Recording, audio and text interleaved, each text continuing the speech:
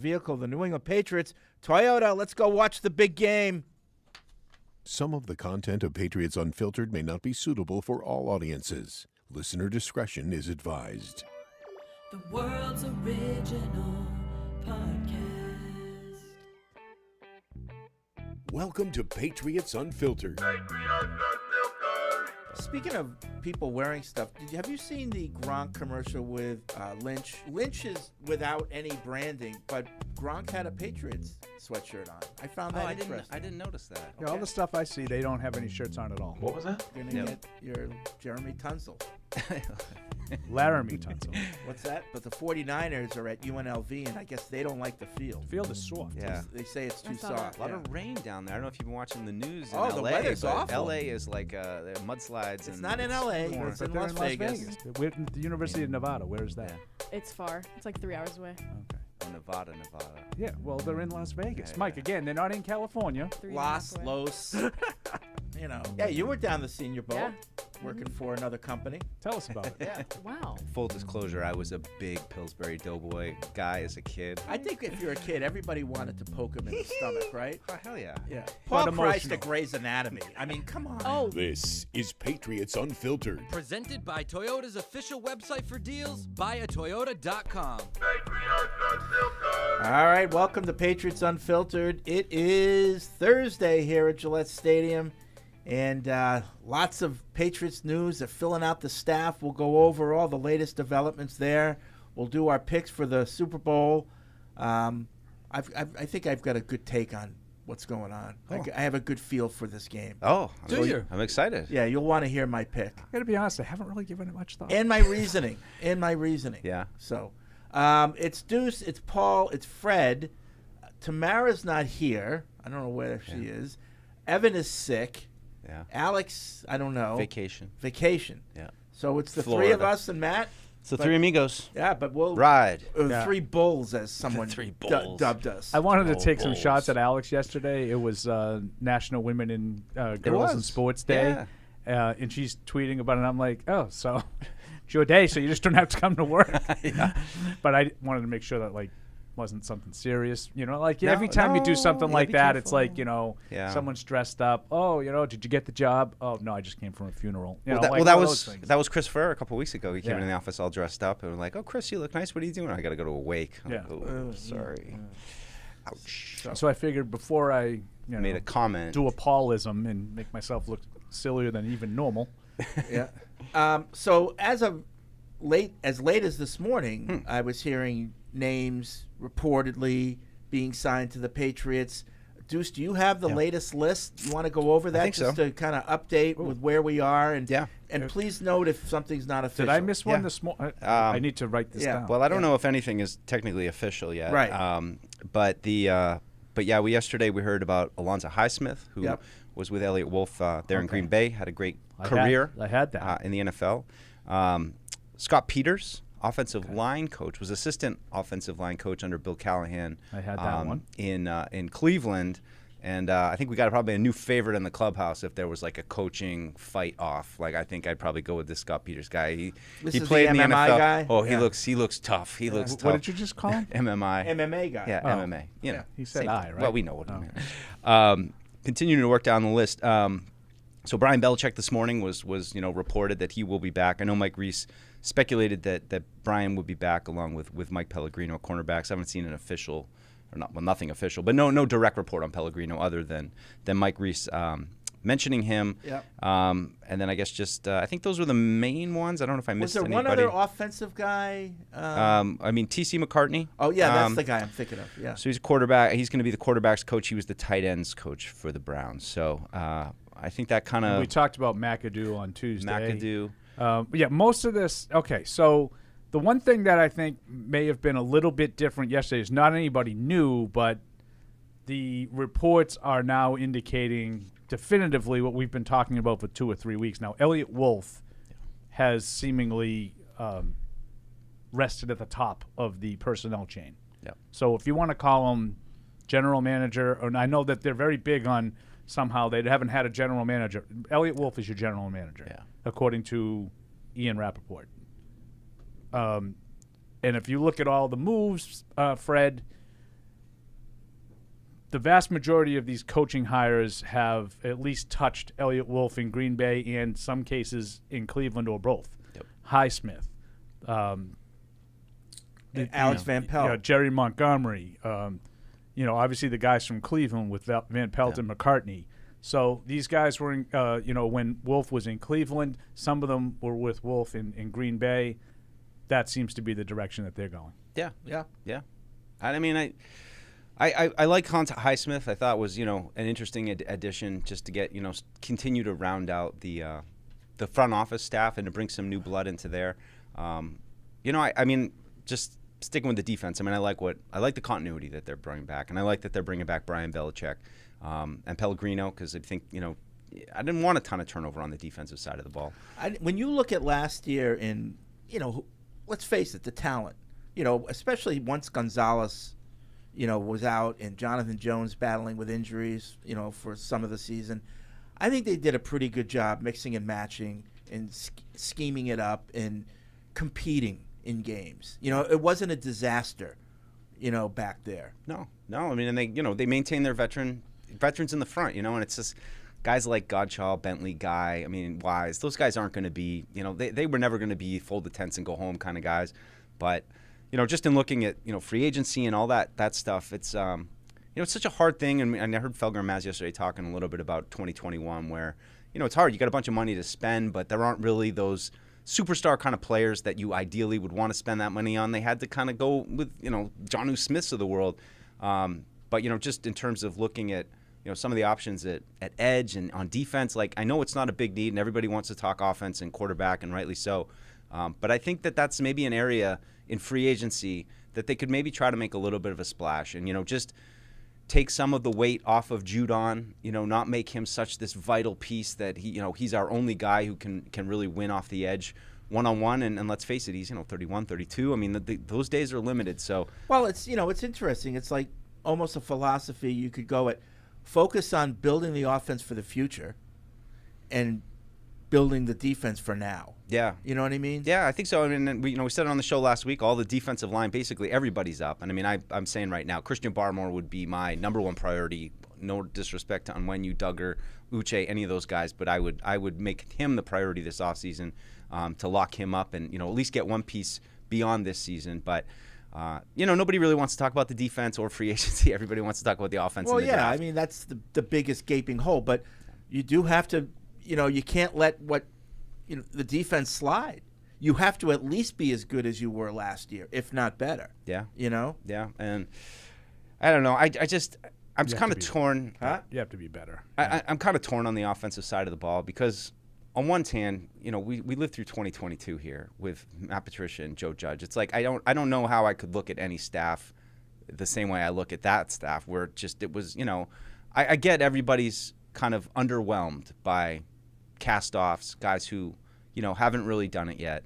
And I think that's what we're kind of trying to work through right now. And it's, there's a lot of connections, though. That's like the thing that I just, there are some connections to Shanahan. There's connections to I don't know what the West Coast offense. There's a lot of connections to a lot of different things. I don't know what it's exactly going to look like. Unless you're like, I don't know. I guess unless you're pulling guys, from a lower position and giving them, a higher ranking position here, guys that are available are cast-offs. They're guys who, are available. Yeah. So I think they've done a pretty good job identifying guys who look like they might be able to work together, and get on the same page. And, they got three guys that were on the same staff. Yeah. Van Pelt, Peters, and McCartney. But and as well as having experience in various places. It's not like they were only at one place and that's it. So I like the, varied experience, bringing it all together, yet also knowing each other. You need that, especially with you're just starting from scratch, really, with a new head coach. Yeah. You just want everybody to be on the same page, at least for this season. I like the way you guys talk about it because I think it's so easy to say, well, what are they doing? Like, what does that guy do? What has he done? And let's face it, I can't tell you the kind of job that Will Lawing did last year. He was the Patriots tight ends coach. I can't tell you that. You're trying to tell me that these people that are opining about Scott Peters know how the assistant offensive line coach in Cleveland did last year? Right.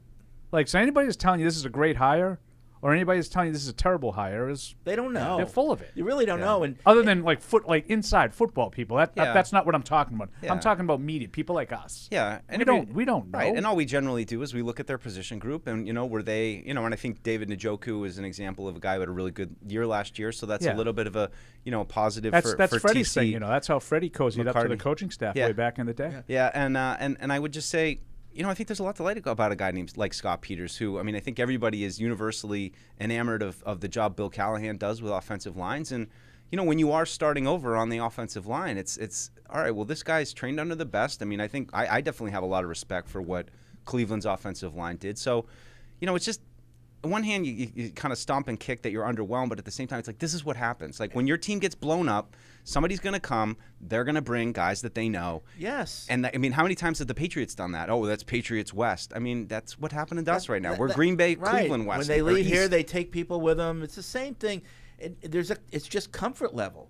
At the same time, Elliott Wolf's not going to be bringing people that he knows of that stunk, Yeah. because now it's kind of if this works out, Elliott Wolf is going to be like, we're going to be giving him his flowers, if you will. Well, he could be a young GM who is really. There's a lot at stake for him to get this right. Do you think there's a chance that there's some kind of promotion or something after the draft? Like, is this Yes. all kind of in place, and that after the draft, then we're going to kind of announce the power structure I of think so. the personnel department? That makes sense. It may even be before that, but yeah, I do think there'll be a change.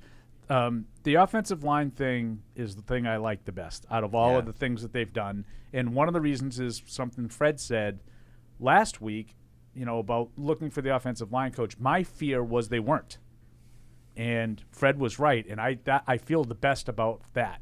Yeah. Not you being right. You better, Paul, or he'll kick your ass. But I just felt like all the guys that were under contract, like, I do not like the other stuff on defense, and we'll get to that later. But I just felt like everybody that was under contract was going to be welcome back, and it didn't matter, that the offensive line had no answers last year. Yeah. Okay, so I like the fact. This is no disrespect to Adrian Clem, but I do feel like there's benefit in getting someone from the outside. And the reason why I like this hire is what you guys just talked about. Worked under Bill Callahan, who was widely regarded as the best in the business. Yep. Okay, so you get a guy that tutored under him and lost all of their offensive linemen, which is one of the real strengths of that Cleveland team. They all got hurt, and it didn't matter. They continued to play pretty well. Now, was it the same? No. There's a drop-off when you have backups in there. But it wasn't what the Patriots went through with their starters. Right. So I have some confidence. Like, Fred was right in saying that they needed an offensive line coach. I like this guy's profile better than Andy Dickerson's, who supposedly they were interested in. And we know Andy he spent some time here. Yep. Way back in the day. This guy, I like the fact that he worked under Callahan. So that's the thing I like the best out of this. They needed to find some new blood. And when it comes to the modern athlete and wanting to know why, these guys are going to be able to give them whys. They've got experience, where they're going to be able to say, here's why I'm teaching you it this way. Here's why I want you to do this, and they'll be able to back up with experience. Like, I had this guy and he did it and it worked. I do have one minor concern Yeah. on Peters, because you know me. I can't just be happy. Tube jacked. I can't just be happy. No, why didn't Cleveland keep him? Yeah. That's my, it's like they lost their line coach. They had the assistant there. Why didn't they promote him? Yeah. Well, it's That's, yeah. Well, listen, little. I think Maybe Right. we wooed him. Maybe they wanted to keep Yeah, him. And Elliott Wolf convinced him to come here. I think there must be a certain amount of infighting over in Cleveland because, with Deshaun Watson and all that stuff, Right. there must be varying opinions about what we need to do. And, some guys probably won and some guys probably lost. Yeah. But, I think, to Paul's point, the pedigree thing, when you are rebuilding like this, like, these are the kind of guys that you want to give opportunities to. And, we talked a lot about how, maybe Bill had a soft spot for giving Guy a chance. But, I think about Alex Van Pelt.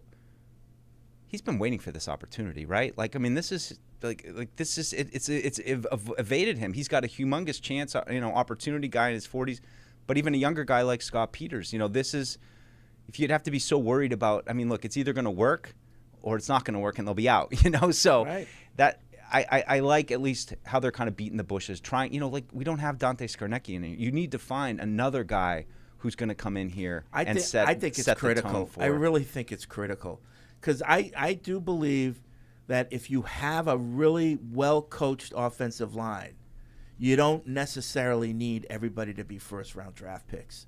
If they're cohesive, Yep. if they communicate well, they're on the same page, their technique is well-coached, you don't have to – everybody doesn't have to be Tyron Smith. Yeah. But they just, I mean, I would say they have such a need right now that it's like, I just hope they're going to give Scott Peters a bunch of things to work with. It's like it felt last year when we got out there, it's like they're already shorthanded. And then, Trent Brown was in and out. Cole Strange got hurt like 3 minutes into putting pads on.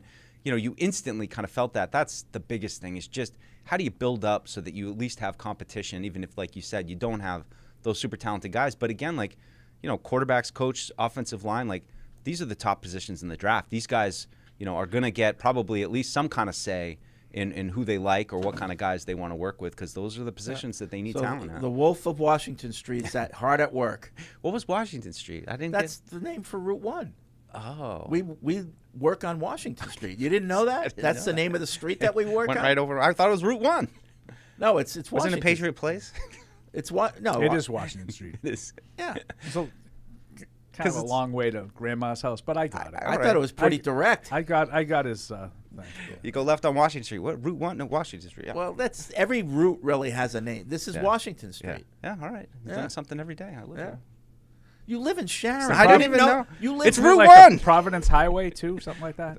Paul, you're really going to confuse everybody. Yeah. Is that not the name of Route 1? I figured you live in Sharon, which is like it abuts. Well, I never look at the It abuts. It abuts the highway. look at the road Yeah. sign. So Washington Street. So we did get Mike and I did get a chance very briefly to meet the newbies, Yeah. Alex Van Pelt and Jerry Springer. You guys sat down with him. Yeah. I did we not didn't sit down with them. Well, you were in the room. We were in the room. Yeah. We listened, but to your point, I think a lot of both the guys though, what's most important? People, relationships. I mean, and look, it's coach speak. I think everybody's going to say some version of that, but definitely Springer seems young. Mike? He's got that energy. Mike? Huh? Mike? Huh? Yeah. Yeah. It's like But another guy who was an assistant, and we can. Is that like a requirement for special teams coach to be like out of your head? That's what I came out of it, and I think it was kind of exactly what I was trying to say to Paul. I'm like, it's the same kind of vibe that you used to get. I mean, I wasn't here for what the old guy, Billy, what's his name? Who was the old special teams coordinator? Scotty O. Sorry, Scotty O'Brien. O. Scott I don't know O'Brien. what he was like, but just from my experience with Cam Acord, who's just like always seems like he's totally caffeinated, and Yeah. we're gonna go out there and we gotta no, talk it's about funny. it. We're Brad gonna Seeley compete. and Scott O'Brien were not like that. No. Neither one of them. It's the new. Well, remember new the phase. old Cowboys when Joe Avizavizo? Havazano. Yeah, I mean he was wild on the sideline. I love Fred. Special type. You gotta bring the energy, and but no, they're both guys, like I said, getting a chance, and I mean it's an opportunity for them to try to do it. I'm just interested in as I kind of dug into these guys. I think, did Ashok send you that T.C. McCartney story? That's T.C. McCartney, the quarterbacks coach, got just an absolute crazy story. I won't go into it now, but That is wild. But you can Yeah. Google it. Just like his dad. It's a pretty common story. Like, that Paul was knew huge. it already. I started to tell and no it, one Paul sent was it like, to me "Huh?" because Yeah. I work downstairs now, so I'm on the pay no mind list. But that was huge in the early 90s when Colorado was at the top of the college football chain. They won a national title around that time. That was a huge story. Yeah. Well, those are Salinesi was a big deal. Yeah, that's his dad. It's so crazy. But just getting to know these guys, and we'll see. We'll see. There are a lot of young guys, and this is it. So, he spent some time though. TC did under Shanahan. So it's just there's a lot of little roots going to different kind of West Coast offense. And I like that Mayo is not afraid to hire people who have a lot more experience than he does. Now that's not saying much because he doesn't have a lot of coaching experience. But Is you he can't. hiring these people? Well, but I got the Wolf of Washington Street no, doing all this hiring. No, but I'm Wolf of sure Route that Run. he has input, right?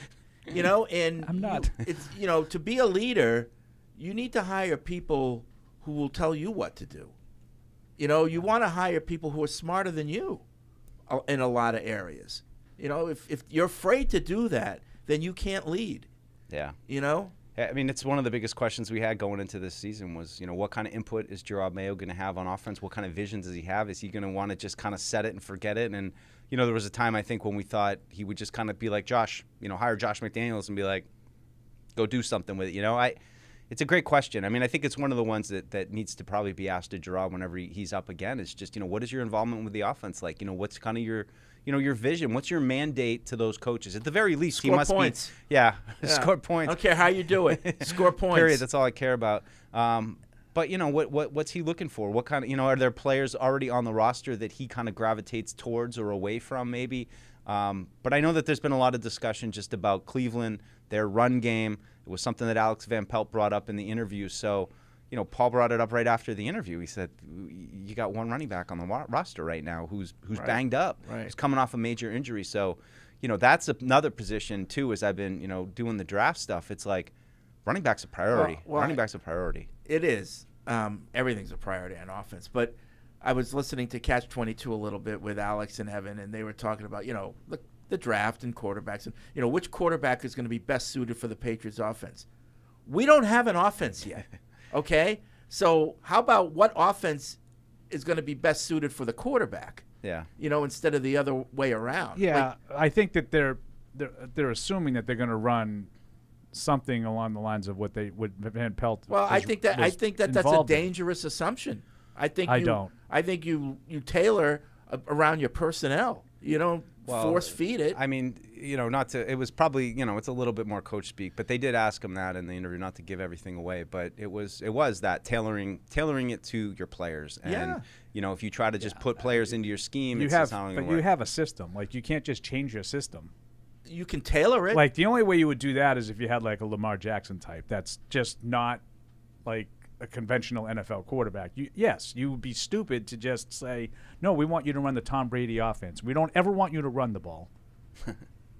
No, you have to tailor it to the skills. But I would think that you have a system that, and I think it will be similar to that sort of Shanahan, Kubiak kind of run. Wide zone, under play center, action. like Evan talked about last week. Under center, heavy play action, half boots, taking shots down the field, but run dominant offense. Yeah. I think that's what they're going to run. That's what Van Pelt has, done for 4 years. And if that's true, it's running backs. I mean, how are they going to do it with just a banged up Ramondre Stevenson? Like, they need at least don't worry about running you'll backs, just get please. some guy. Who's the best running back in the draft? Just sign a guy. Give me a napkin. I'll sign a guy. Who's the best running back in the draft this year? Don't look at me. No, I mean, I just started dipping into that. There was it's as usual though. I don't think there's not that Bijan Robinson type this year. There's a lot of like, what's your flavor in the mid rounds? Okay. There are There's a couple. No Barkley. No, nobody. I mean, let's face it, they're not. They shouldn't be considering that anyway. But I wonder if it's. Well, you say if it's worth free agent too. I mean, go to free agency to try to. I mean, because you get these guys coming off their first contract. Yeah. A lot of these guys are going to shake loose. So, it's just a numbers game right now. You got one guy. Like, I mean, if you're going to base your whole offense on running the ball, you got to have at least a couple that are actually NFL players. Love that. If you could stay healthy. Sign Austin Eckler. Sure. To be a more well-rounded, run-pass option than Stevenson. Even though Stevenson's got a lot of production as a receiver, I don't look at him in that regard. Like Eckler or Kamara, those kinds of dynamic backs out of the backfield. But you're going to need some depth at running back, obviously. Does Kevin Harris get a shot too? Yeah. With the shot that we all, I think, Mike, you and I at least thought last year he deserved. Yeah. And they went the Zeke route, and that was fine. Zeke was fine. Could he come back? Yeah. I would hope not. I would hope you would use your resources in a better way. Oh, but I mean, he didn't cost that much, did he? Do you have to pay that for a backup running back? Like $3 or $4 million? Like, can't you just get that on Kevin Harris's salary? But I don't see why $3 or $4 million should preclude him from being a backup running back. It doesn't preclude you, but it might preclude you from signing something else for $3 or $4 million. That's what I would worry about. Yeah, I mean, cap space Paul over here. Not cap space again. I don't know how many times this needs to be explained to you. The cap space they have, I think they have like the 8th or 9th most cap space in football. Yeah. Like maybe even higher than that. Yeah. I don't think cap space is an issue. Yeah. Money is.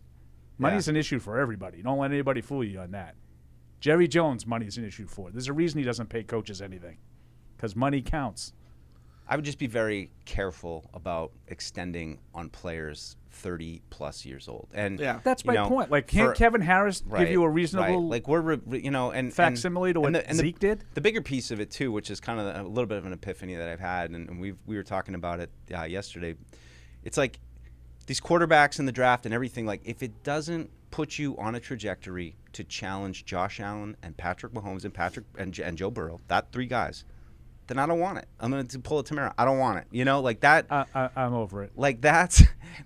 Like everything should be through that. So it's like, when we get into the Kirk Cousins of it all, does that put you on a trajectory to beat Josh Allen, Joe Burrow, and Patrick Mahomes? Right. Oh, I left out Jared Goff, by the way, on my list on Tuesday. I thought about that later. Well, that's the goal.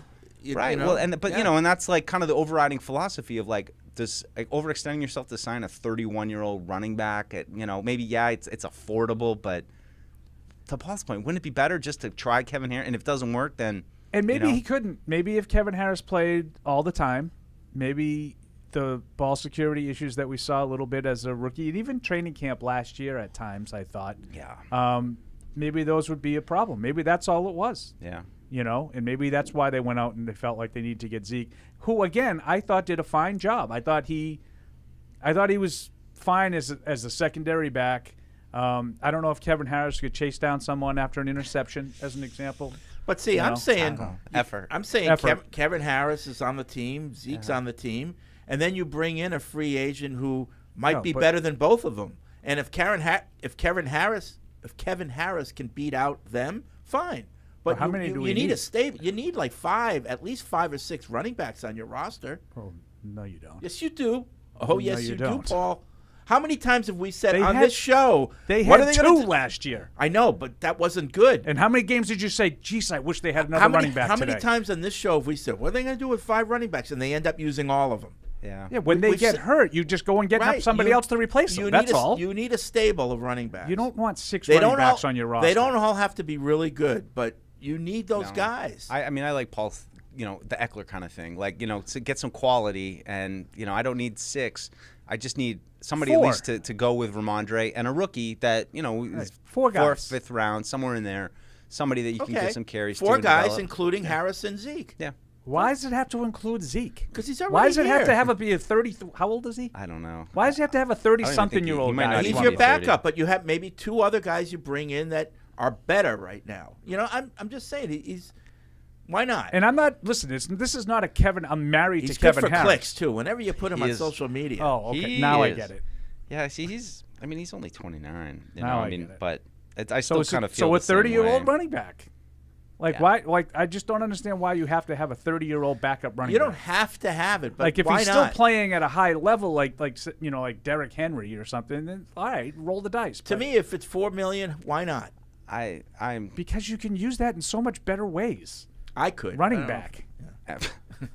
I mean, I'd rather put it to somebody else. I don't know. If they brought back Elliott, I'd be fine with it. But I'm not really going to bang the But when table you say for him. I'd rather put it to someone else, like what an, is like it? an Eckler kind What of is guy, it? like that money, If I'm going to do it for You're a gonna running give a back, I To want me- that. I to want a me- dynamic Like, guy who's going to right, make plays. right, See, not a guy on to the me, back you can slope. get him too. Yeah. Huh? Well, how much you want to invest in running back? This is my You point. said Like, you're going don't to be a need- run-heavy team. You don't need 6 guys. No, If you're a run-heavy no. team, you better have some running backs. You need a I couple. mean, Cleveland was a run-heavy team last year. They lost the star, yes. and they were fine. Now, were they a Super Bowl threat? No, they weren't. They had too many injuries to be a Super Bowl threat. Sure. But they filled it in with Kareem Hunt, that guy. Off the street, yeah. What's the other guy's name? Ford, I think, or I forget. Yeah. And then old friend Pierre Strong, Okay. Pete. Yeah. Yeah. who played like 1 game. One game. But Like, you don't need 6 running backs. Well, they- you could just have like your practice squad guys fill in. You have 16 practice squad spots now.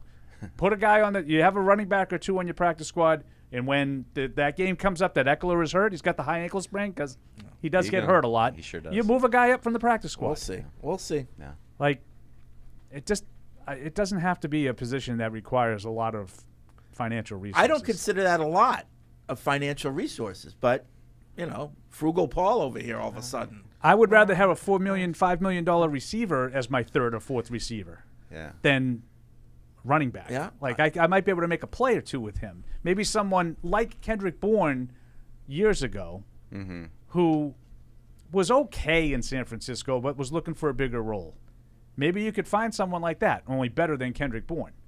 And all of a sudden he's looking to make the next step, and you can get him for, say, $6 or $7 million. Well, listen, if I have to choose, if you're saying I can't have Zeke if I have this wide receiver, then okay, see you later, Zeke. But I don't think that's the case. And I'm like Mike. Like if they sign Ezekiel Elliott, I'm not going to sit there and say, well, there goes that season. No, because it's a running back and it's irrelevant. And I'm not going to pout because they signed a running back. It's not going to be the difference between winning or losing. But it just feels like the kind of move that is for this year and not really an eye to the future. And it's like it's fine, but I'd prefer to be thinking about trying to plug guys in who are going to be here long term and get them experience and building towards beating it's Josh along Allen, the lines of Patrick Mahomes at all. The amount of talk that we continue to hear about, go get Kirk Cousins, go get Baker Mayfield. And I just don't understand why you would want to do that. Same kind of thing with this. At some point, just embrace the fact that you're rebuilding and try to rebuild. Mm-hmm. Now, if you don't get a quarterback in the draft, early in the draft, and you need somebody to come in and play, you can do that with a Jacoby Brissett or somebody. I mean, even Garoppolo isn't going to cost you $40 million now. I'm lockstep with you on this, Paul. I really am. Just rip the Band-Aid off and accept the fact that we need 2 or 3 draft classes stacked together with good decisions on the Barmores of the world and the Gonzaleses of the world, the good decisions to retain the young talent that they have with the hopes of getting better next year and then getting better a little bit more than in 25. That's what and I'm not telling you shouldn't have any aspirations to win games next year. Like, no one goes into a year and says, we're not going to win any games this year. Like, you get better. Yeah. Get younger and get more talented should be the number one goal. 100%. And I don't think Ezekiel Elliott and Kirk Cousins do that for you. Yeah. You might win more games, but then in 25 you're back to square one because those guys are not big part of your future. Put that one on Paul Talk. That one should be noted. It's a good Paul rant. I like that one. Paul's TikTok star. They're doing some work yesterday. Paul's on TikTok? You see the look on his face. Had to do a couple takes, but you had to dance, right? Is that what it was? It was a TikTok dance that you were I did not dance. Oh. And I didn't have to do that many takes either. I don't know what Sarah was telling you up there. Should have was like pulling teeth now. It was definitely pulling teeth. I didn't want to do it. But as predicted, my son kind of thinks he might have to transfer now. Oh. 855-PATS-500 is the Ace Ticket Hotline. Web radio at patriots.com is the email address. Anything else before we open it up to the listeners? We are going to get to our Super Bowl pick at the end of the show. Yeah, we don't really have to hurry for that. No, well, I have some things. He has thoughts. Got things. He's got meetings. Yeah. So I'm with Freddie on offensive line. Like, I think the offensive line coach was needed, and I like the profile. I like the guy who worked under one of the very best. Yeah. I like the idea of that. I don't know if he can coach at all. I have no idea if he's any good. I just like the fact that he tutored under Bill Callahan. Yeah. I really like that. That's all you can get. When you said you didn't like something on the defensive? I don't like bringing back the Belichick guys. Guys that Brian are, and Pellegrino. Yeah, the guys that are beholden to Bill. I worry about back and forth with Bill. I don't like it. No. Well, I don't like it. He's not coaching, so there's no intel no to really worry about. But it's Well, fine. it's not intel that I'm worried about. It's what? Oh, would you do it that way, Dad? Yeah. No. Oh. Hey, me neither. It didn't seem right to me either. Well, that's what I'm worried about. I know, but Gerard's a Belichick guy, too, in terms of who he learned under for defense. He was. I mean, a lot of what he learned from Bill, I'm sure he's going to use. I mean, based on reports last year, it didn't really seem like those two were copacetic. But that's not because of defensive philosophy. You know? Do you understand what I'm saying, Mike, at all? No, I I'm not do. asking if you agree with me. No, I do. But that Because you don't have to agree No, with I don't. me. I don't really But that agree has with you. nothing but to do with coaching the defense. I'm talking about just in general. I know what you're talking All about. right, can I be blunt? Yeah. We had an introductory press conference where we couldn't seem to stop blaming everything on Bill Belichick. I You think that's just going to stop when they're coaching the team and no one's I listening? know, but that has nothing. And then you got two guys that are in the league for one reason and one reason only, and that's Bill Belichick. And they're going to be hearing this negative stuff Yeah. about Bill Belichick. Well, I hope That's that, my concern. And if Gerard Mayo is smart, he will put an end to that. But he wasn't smart enough to not do it Okay. at the press conference. But- so I don't have any confidence whatsoever Yeah. that that's not going to If he's happen smart, when they're in the building. He will put an end to that. And in terms of coaching the defense, I think Mayo is going to use a lot of what he learned from Bill Belichick. So I think that part of it will be okay. But I hear what you're saying. Yeah. And that can't happen. I know. Well, and I think Brian probably realizes he's the only one of them left in the NFL right now. And, this is, for as much as it's like go somewhere else and, like he's not going somewhere else, but it is a chance for him to, under a different system with different coaches playing under DeMarcus Covington now. I'm sure there'll be some tweaks to the system. I like Brian. I like Pellegrino. I think they've done both. I mean, I hear what Paul's saying. See, to me, Pellegrino is just like Belichick, just like Brian Belichick. Like, I don't worry about Covington. Covington came into the league, whatever. Covington cut his teeth under Bill, too. I think that's a fine hire. I'm not as worried about that. Pellegrino is a lacrosse coach, friends with the Belichicks.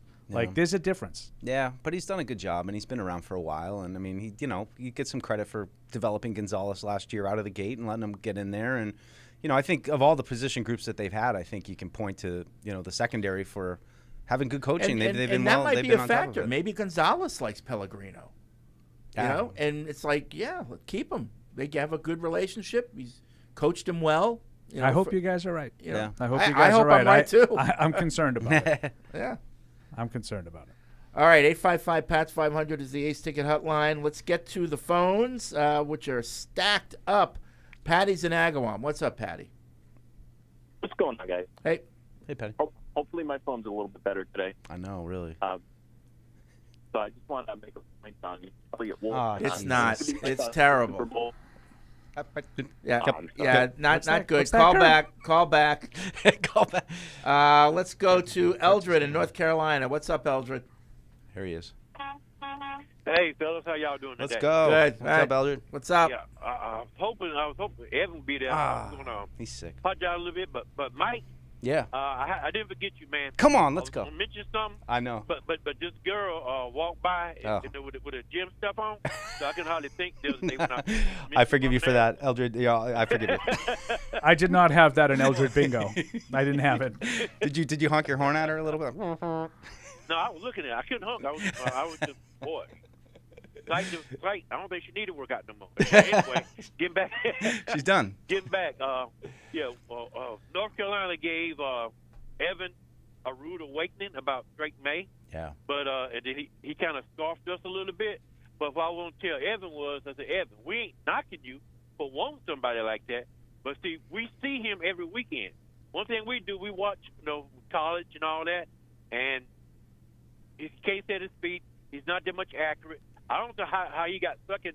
He'll be the second best quarterback in the draft. If I was Penny, I'd be mad at him on the word about that because he haven't won that. He haven't did that much, and he has played from the shotgun with all this stuff underneath. But his accuracy throws is not good down the field or whatever. And him and Penny ran about the same thing that Penny did from the shotgun and underneath. He did it from the shotgun. Well, Penny did from the shotgun, but he did from underneath too. That's play action pass and taking deep shots. Penny's a whole lot better than he is, But I'm going to say this. I'm going to let it go. True story. Last year before the draft, went to Whiskey Tavern, a bar, and we had a little drinks and dinner by pick. So when the Panthers picked Bryce Young, I said, wrong pick. Should have got Stroud. Everybody booed me. A couple of weeks ago, 9 months later. This is the Alex Van Pelt of the trucking business. No. It's the Ben McAdoo. Ben McAdoo. Girl. No, but I did say that. Some of the people still there. They paid for my dinner, $80 dinner. Wow. You was right. Okay. $80 dinner. All right. Have a good one, man. All right. We'll see you next week. And I said, yeah, you will. Thanks, all right, Eldred. man, later. All right. Sam in St. Catharines writes in, Paul arguing that he wants Eckler over Zeke because Zeke is too old when Eckler is a couple months older than Zeke is peak Paul. But he's better.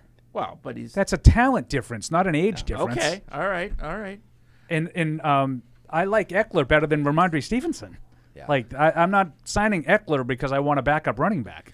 Matt in Carlsbad, Paul, why do you strongly hold the opinion of fans who want a specific player but not a seemingly huge price tag? Your stance has been, if you like the player, why do you as a fan care about what the price tag is? However, today you keep... What are we talking about? You think keeping Zeke is a bad idea because of his price tag. Please explain the difference. He doesn't like the player. He just doesn't like the player.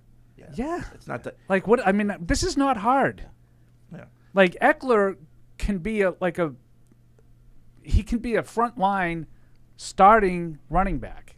And by the way, he's like an MVP guy. If I'm going to be completely honest, I'm not really interested in signing Eckler either. I'm saying if you're going to sign a running back, a veteran running back, get a good one. Paul would have the first team that has no running backs. No, they would all be young guys on rookie contracts. Everybody talks about the quarterback needs to be on the rookie deal. That's the secret sauce. The running back on the rookie deal is where you make your money. Productive running backs, and then you let them go, and then get another guy because you could just draft one in the 3rd or 4th round every year. There's guys that are productive, right? No, 100%. It makes me wonder what they might do with Stevenson after this year. Don't be rounding me up over there. No, I see you. No, that's the roundup. Like, you get him here in, we go. you draft him, you play him, you get him out. That's what it is, right? Like at the running back, you're just rolling right through him. Like, and I understand, Fred, that you need to have running backs, and you need to run the ball a little bit. I'm not telling you that I just want to throw the ball 60 times every game. I don't want to do that. I don't, honestly. I just don't think that you need to have, like, the best running back possible all the time. There are a few exceptions. I would take Christian McCaffrey on my team. Absolutely. Oh, that's I just mentioned Austin Wow. Eckler. Austin Eckler. Paul would take Christian McCaffrey. Wow. You know, the last 4 or 5 years of Austin Eckler, I would absolutely like to have on my team. I like Gibbs. Alvin Kamara. I like Jameer Alvin Gibbs. Kamara. Terrific career. I'm no longer interested now, but terrific, productive player. Absolutely. I don't need to draft Jameer Gibbs at 12. I don't need that. No. I mean, I'm with you. And I think that's like, we spend so much time talking about this stuff, and then it's like you actually have to prioritize. Like, you can't just say, I want the best I want the best tackle, I want the best. Like, you kind of there has to be a philosophy to what There has you're to be a doing. middle class, Mike. There has to be. There has to be. And it has to be strong. Strong middle class. Yep. There Lucas also has to be someone visiting your house on Christmas Eve. Lucas is in North Attleboro. What's up, Lucas? Hey, guys. I'm just wondering, with all this talk about the draft, why don't we take the 3rd pick that we have, whether it's Jaden Daniels or Drake May or something, and why don't we draft one of their receivers that they played with in college? One of them's gone, right, in the draft. Yeah, well. So why don't we trade up, basically, You get like trade up with what? One of the receivers. Well, you're not going to get Neighbors. So we take the 3rd round pick. And trade down. Get Tez Walker from UNC. And then we trade up with like another 2nd and a 3rd, a player or something. Yeah. Well, there's a lot of ways to do it. Thanks for the call, Lucas. I mean, I don't know. I mean, it's hard. Walker didn't have a great week at the Senior Bowl. I mean, you're not not going to get Neighbors and Jaden Daniels together. Like, as much. I mean, that sounds nice. The idea of Joe Burrow and Jamar Chase is great, and Jalen Waddle, and all that stuff. But those guys are going to go high in the draft. So in this case, Neighbors is Jaden Daniels' teammate. You can't trade up to get Malik Neighbors if you take Daniels at 3. You don't have anything to trade up with. Unless you're like forfeiting next year. No way. And I don't think people want to do that, right? Right. No. And I don't know. Are you guys big on that, like the college teammate thing? I don't think it hurts. But I don't think. No, it certainly doesn't hurt. Yeah. But Not I don't so much for the I don't think it's connection that to big of each a other, deal. more just the connection to which school and they played at Alabama. But it's not that they played together; it's that they played at Alabama in the SEC. And, right. those kind of things. Real quick off the top of your head, who was North Carolina's top receiver? Walker, wasn't it? Tez Walker. You want him? Not really. Yeah. Malik Neighbors, sign me up. Yeah. I would absolutely take him. He's a really good player, but I don't have any problem if I get Drake May and Rome Odunze. Yeah. And I don't need Penix to go with Odunze because they played together. Yeah. Jake's at State Farm. What's up, Jake? Hey guys, how you doing? All right. Hey, Jake. So long time, first time here. First off, just want to thank you for making the work days a lot easier. Been listening since I think 2011. Wow. I missed the Fred, Paul, and Andy days, but you guys are still going strong. Boo. Anyways, I know you guys Those got were the some halcyon games days. this week, so gotta hurry. But seems like you guys have just been flooded with draft talk, so I wanted to throw something different at you, a little off-season fun. I'm building an all-time team for the Pats. Sometimes I do it for Madden games, sometimes just do it on paper for fun. But my question to you guys is, who would you put for the starting three at linebackers, and then who would you pick for the three starting running backs? Because those are the two positions I seem to struggle with the most, and I'll take it off air. Patriots all-time team, or is this is Patriots, right? Yeah. Well, yeah. Tippett obviously is number one for linebacker. Yeah. The three best linebackers in Patriots history? I mean, Hightower, Tippett. I mean, do you consider McGinnis the linebacker or an end? I think if you're only going three, you got to consider him an end. Mm. But if you're going four, then McGinnis was probably one of the outside guys. Yeah. Brew. Yeah, I mean, Steve Nelson. Steve Vrabel. Nelson. There's a lot. There's a lot. Yeah. Yeah, and it depends, and not to sound all Evan on you, it depends on what you're playing. Right. Yeah. Are we 3-4, 4-3? Yeah. Odd or even front. Yeah. Running back, though, Corey Dillon's got to be near the top. Oh, Curtis Martin. Curtis Martin, Curtis Corey Martin. Dillon, and what do you say, 3? Yeah, Corey Dillon had 1 year.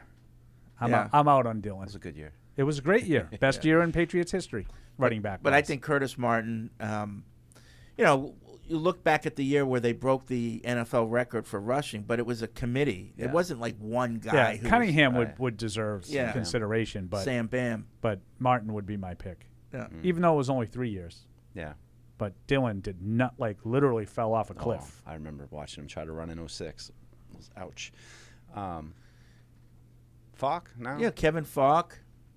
I mean, Patriots specific. I don't know if I would put him up, excuse me, as all-time running backs in the league. Oh, But in terms of what he meant to the Patriots and what he provided for them, Is he the best? long-term, Is he the best third down back they've had?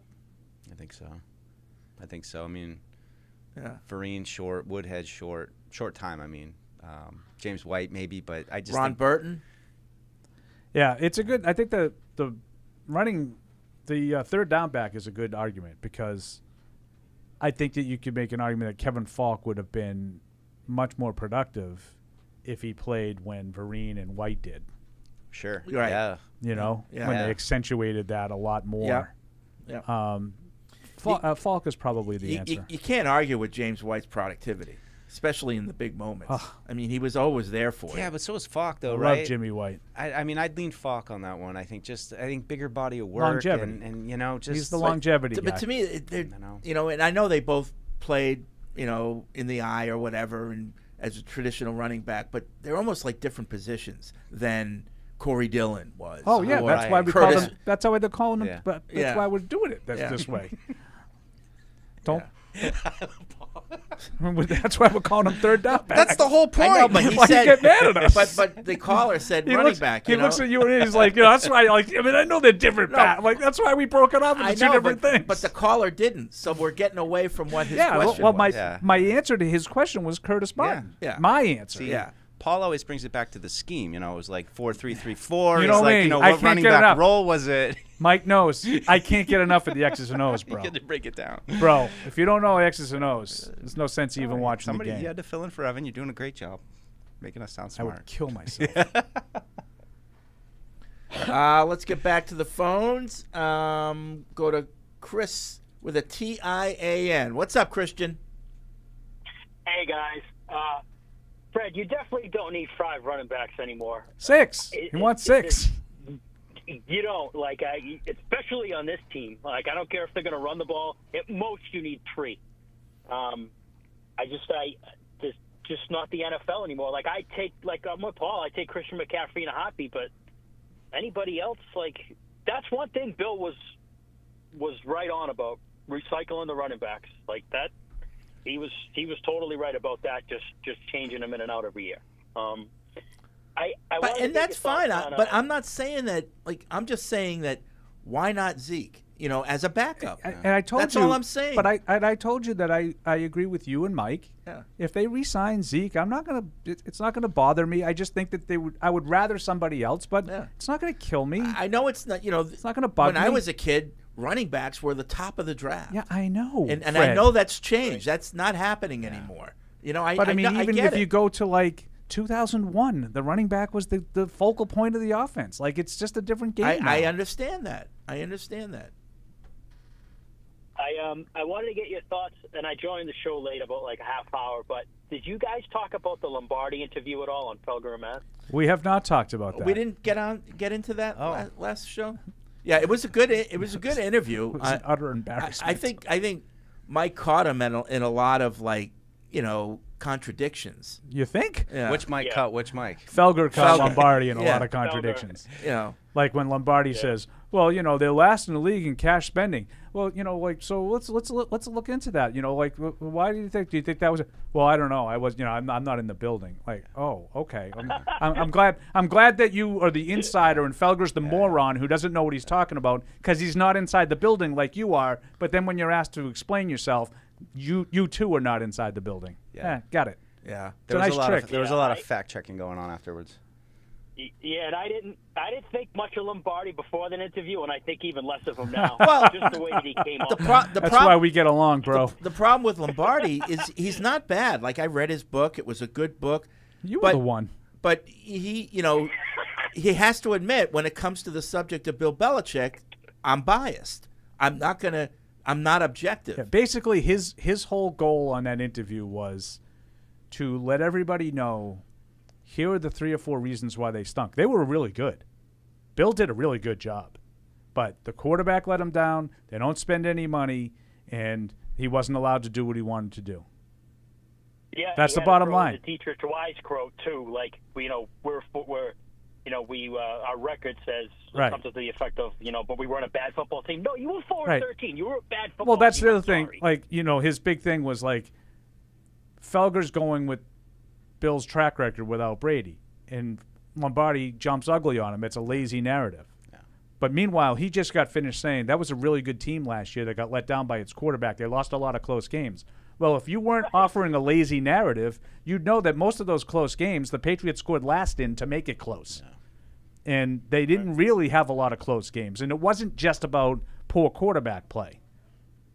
And then he goes off and, I don't know if you heard, so there was a lot of like little subtle jabs. He rips Mac Jones left and right and basically drops that on Robert Kraft's lap. And then he goes, and then what are you going to do? You replaced him with someone who's even worse. Oh, okay. So now you're saddled with 2 bad quarterbacks. It wasn't just one. Like, somehow Cleveland was able to find ways to win games with 4 different quarterbacks. Who built the last year. team? I mean, that was part of his job. No, but Lombardi wasn't having it. In true fashion, you know what it reminded me of, Fred? When you used to argue with Andy, and you would have Andy, and Andy would lash out from the corner just throwing haymakers and saying the same stupid thing over and over again, hyperbolic. Right. That's what Lombardi kept doing. I mean, you must believe. You must have been on the 6th floor at Daily Plaza. Like, you must believe Oswald acted alone. I mean, why would Bill Belichick give a rat's ass about what Mike Flegler thinks? Like, when you're beating an argument, you just keep repeating stupid stuff that has nothing to do with the argument over and over and over. And that again. was kind of. I'm surprised Felger didn't jump ugly on him. I can't believe he didn't. Because we all know that they do listen to what these people say. Imagine and they do care. Imagine saying to Felger, like, you can think what you want of Felger. I know that you make fun of me in my shows. Do you imagine saying to Mike Felger, you've never been able to talk to Bill Belichick? Right. Like, talk about lazy narrative. Yeah. Like, Mike Felger probably had as close a relationship with Bill as anybody on that beat at any time in that 25 years. Closer than any of us. Way closer than us. I was never on the boat. I didn't even have a relationship. Were you ever on the boat? No. The 6 rings boat? Were you ever invited to Nantucket House? Nope. I can tell you Felger was. I know. Wow. I know. He's trying to butter him up. So, all right, guys. Absolutely, all Mike. right. Absolutely. You know, the thing with the Bill narrative too, though, right now that's just hard for me is like, and you know, all that stuff that we talked about for the last 4 years, and it just but just the state of the offense right now. It's like, how did Bill Belichick let this team get to this point? And even if he was still here, how do you salvage it? I mean, we're talking it's multiple years. He's been on the. I mean, what happened to the reset year in 2020? I mean, we're 4 years later. That was a great year of coaching. He went 7-9 with a guy Cam who Newton, couldn't can't throw the ball. Who wanted to have a guy who can't throw the ball on the and team? that's where I agree. Well, actually, it was kind of a good coaching. It but was that not wasn't a good. all It of was his, not good coaching. But that wasn't all of his job.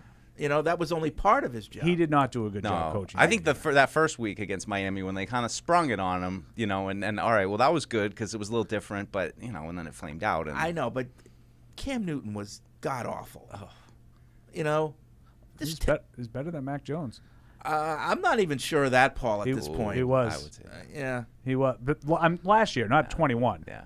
21, Mac Jones was a lot better than anything Cam Newton did. But the other part, like what Fred said, I can't believe Felger, you know, didn't respond. Like, that's the kind of stuff, like, all Felger said, well, who's responsible for putting the team together? You know, it was Bill. And then I would have gone a step further if I were Felger. I'm like, the reason why they're so lacking on offense is because Bill doesn't believe in it. And this is the same style of play that he's tried to use for 25 years that is not really working anymore without Brady. It's not a lazy narrative to say that they had 11 different seasons without Brady and never won a playoff game. Or one playoff win. Sorry.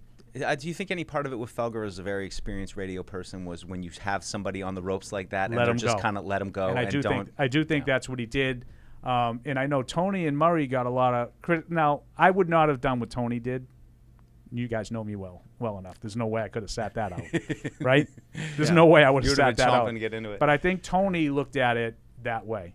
Like, this guy's making a fool of himself. Mike is doing fine. I'm going to sit out. Yeah, and you don't want to, like, he is a guest on your show. You don't want to, team up on it. I think that was part of it, too. Yeah. This whole thing, like, I don't know what I was coming on for. You came on looking for a fight. Lombardi went there looking for a fight. You think so? Oh, the whole thing about the fake Patrick Pass account that he retweeted? Oh, I don't know what that is. It was about there's a fake Patrick Pass account. Yeah. Even I knew this, Mike. Jesus. I don't do social media. You don't? Okay.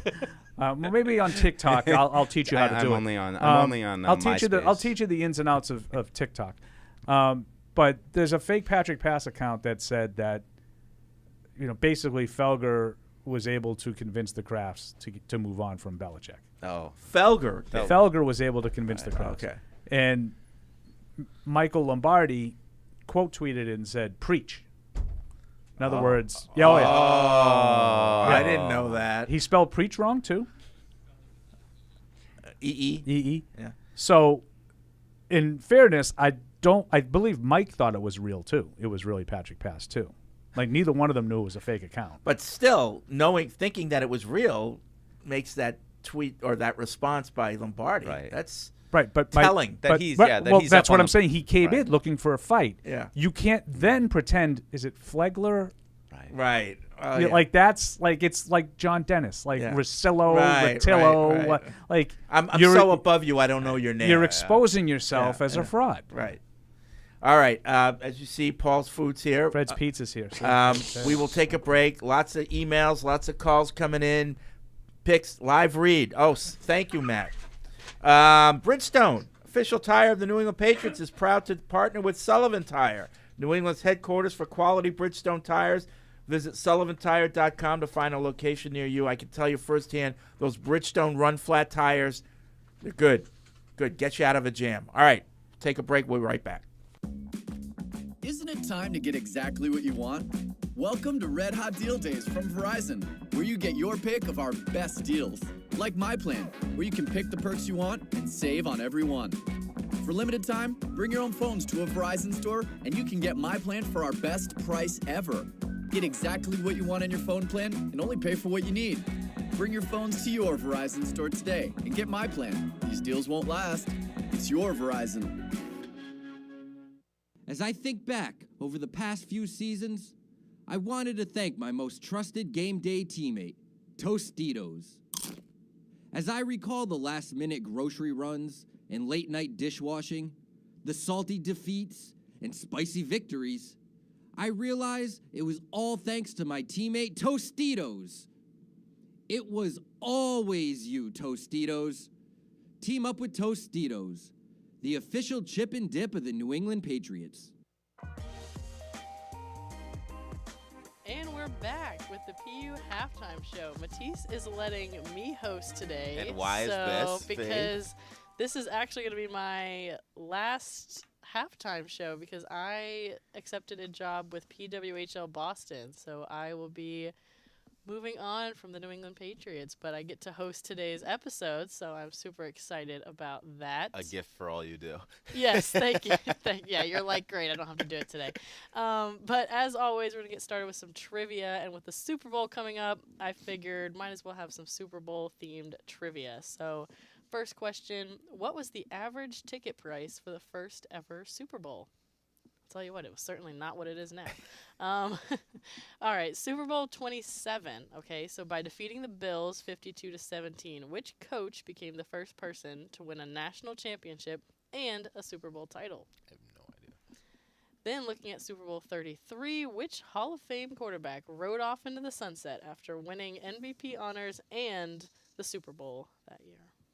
So a little bit of history lesson good for ones you. there. Yeah.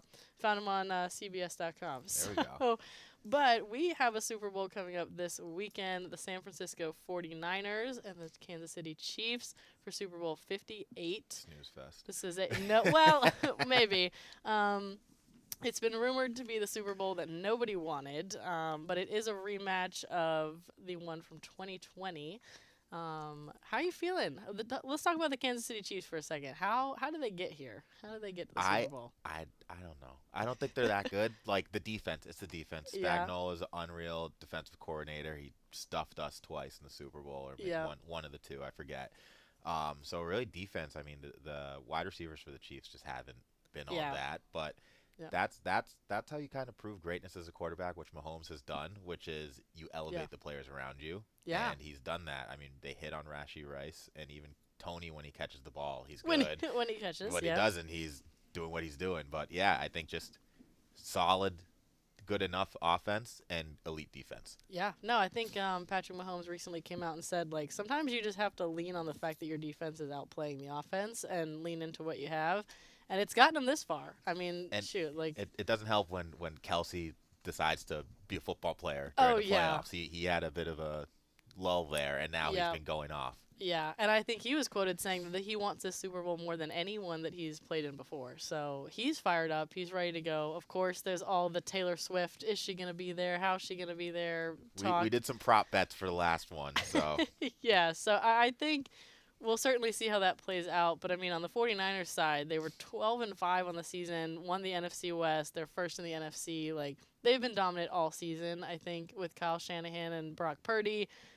They've really just hit their stride. Their roster is beyond stacked. Like, I talked a lot about just, like, the playmakers that are on this team on my own podcast, Playmakers Perspective. Check it out.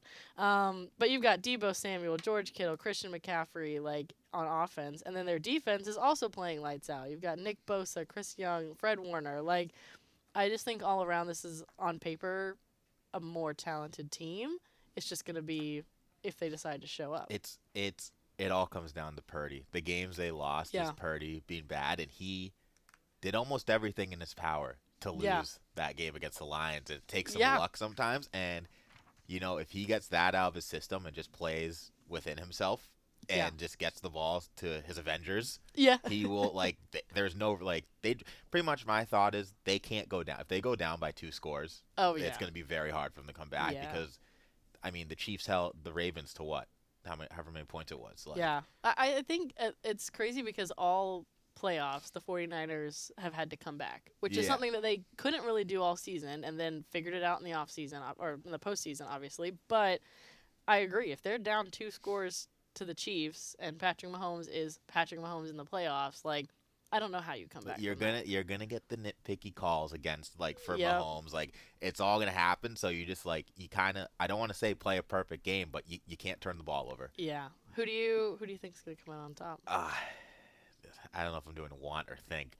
Yeah, there's two different answers maybe. Because I think the Chiefs' defense is too good for it to be like too high scoring a game. I'm gonna go like 21-17 49ers. Fair. I think Shanahan finally gets it done.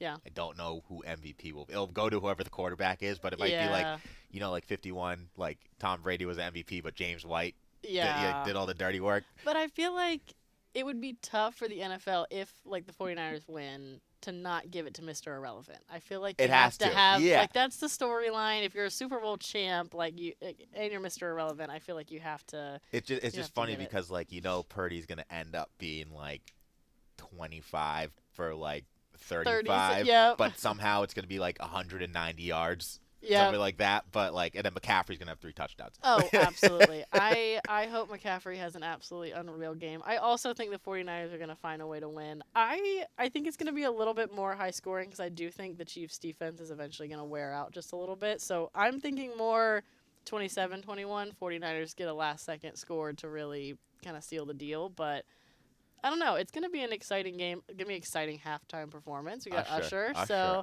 I'm excited about that. It's certainly going to be good. And I think, it's crazy because as decorated and as amazing as Kyle Shanahan is, he hasn't won a Super Bowl. No, he's got to get it done. He's got to get it done. He's technically 0-2 in the Super Bowl, 0-1 as a head coach, and then he was also the OC for the Falcons, so we know how that turned out. The main thing I want, honestly, what I want is a high-scoring classic game that I don't need to be worried about and not have a dog in the fight. Yeah. But the past 2 Super Bowls in my mind have been ruined by the refs.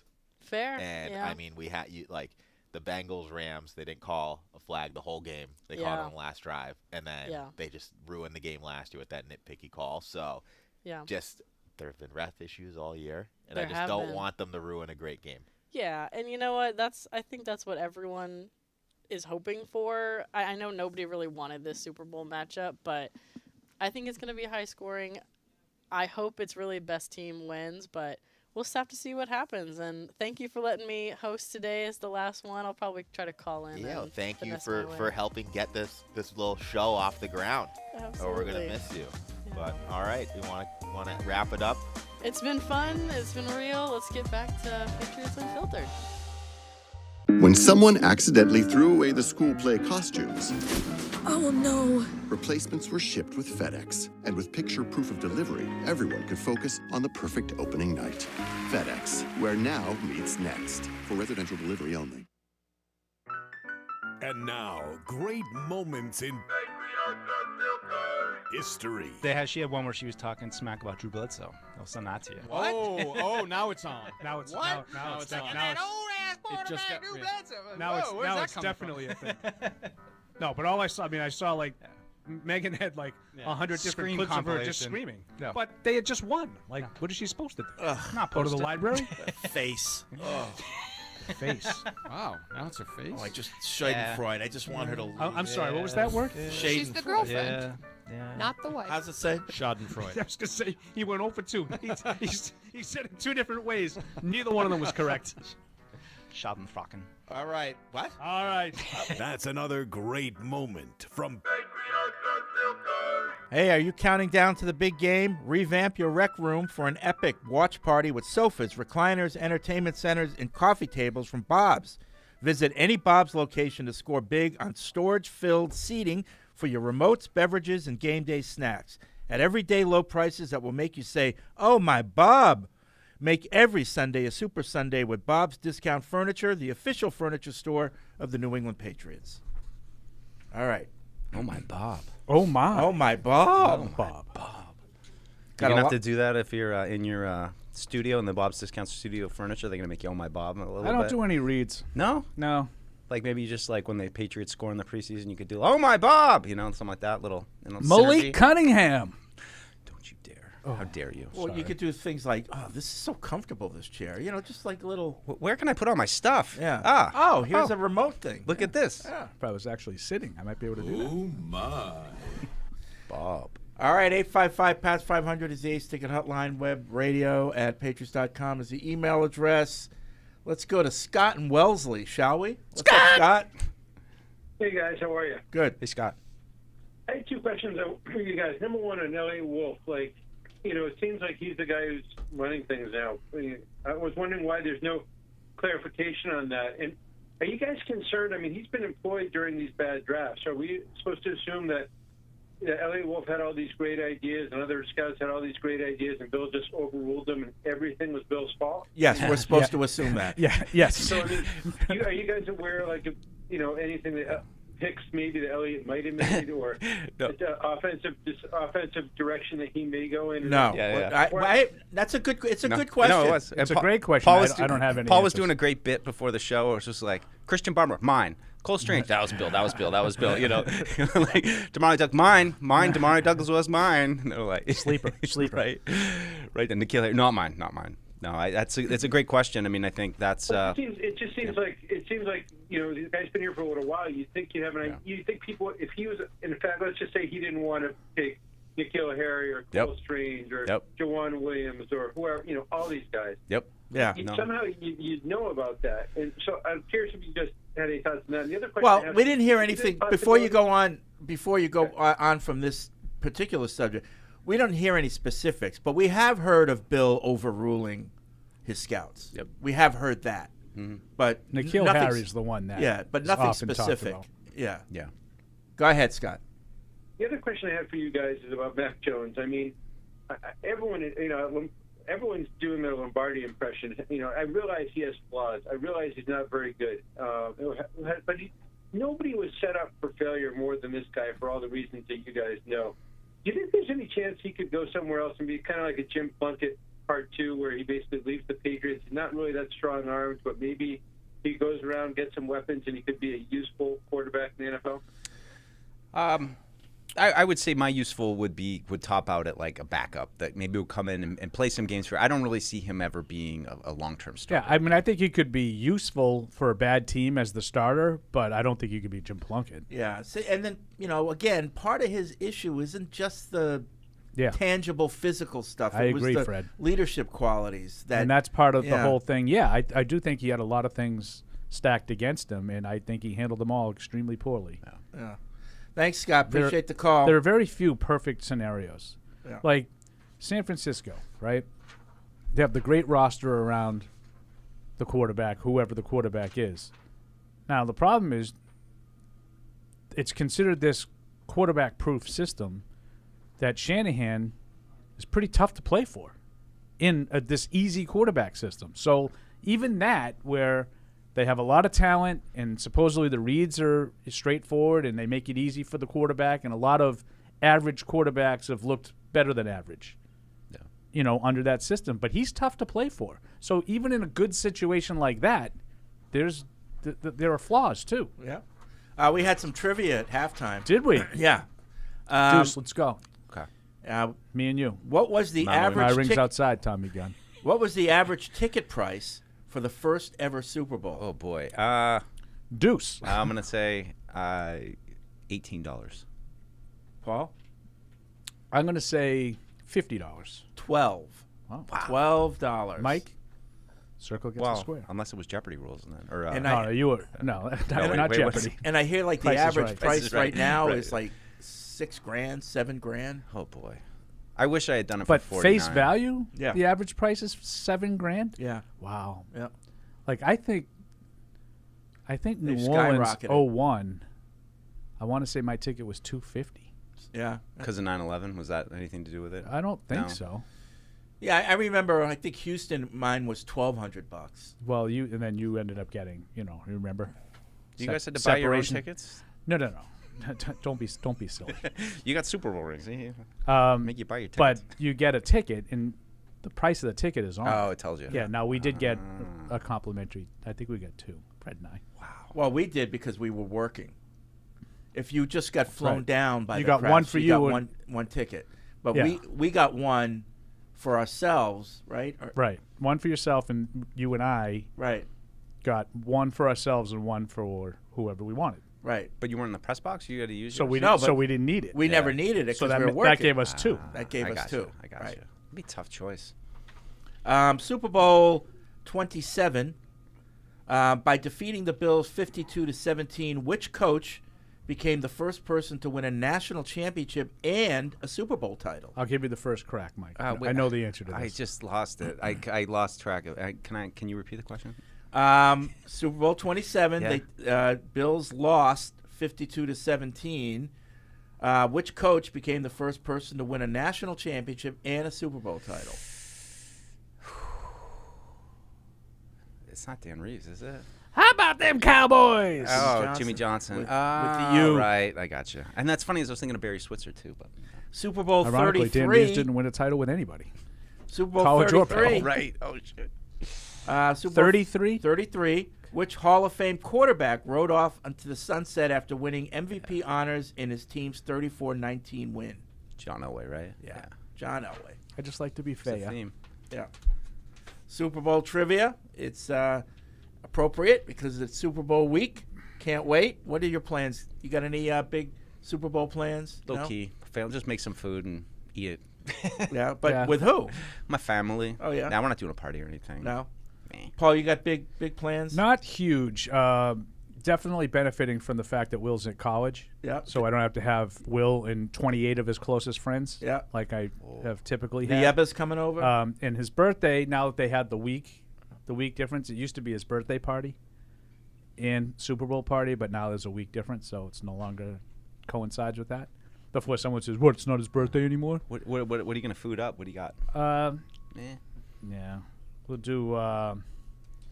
Beth has this idea. She's gonna do like a little nacho bar. I love nachos. Like I where was you just can, thinking but you can nachos. kind of make your own. Oh, perfect. So you have all the stuff there, and you can go through and sort of put together whatever you want. I'd like a nacho dip with like a cream cheese base. I like buffalo chicken dip. That too, but that's got cream cheese in it. Like you got to get Oh, yeah. cream Oh, cheese yeah. involved in Super Bowl. I think that's like it's one of the major food So groups. we'll have that. We'll have like calzones. We'll have like a bunch of app kind of things. Where are my apps? You know me. I you love got my the apps. But we'll have probably ravioli and like chicken tenders. See, that's what it's all about. It's about the food. I don't watch Yeah. the game. And some drinks. But we'll have a good amount of family Okay. on both sides. I think my parents are coming. Good. So that's big that'll be party. good. That's great. Not that big. I don't think TJ's got the Rolodex that Will did.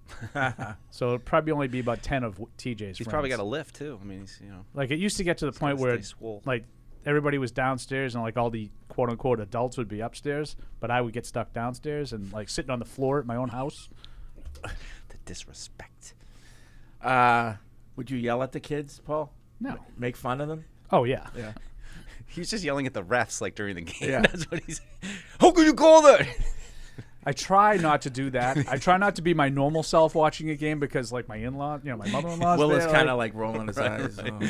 There he goes again. It's like, Will, your No, dad's getting Will. really What Will worked up. does is the opposite. He wants to see if he can get me to do Egg that. it on. I don't know, Dad. I He'd be liked like- it. It was he'd a be good like, call. Dad, like Marcus Smart's pretty good today, huh?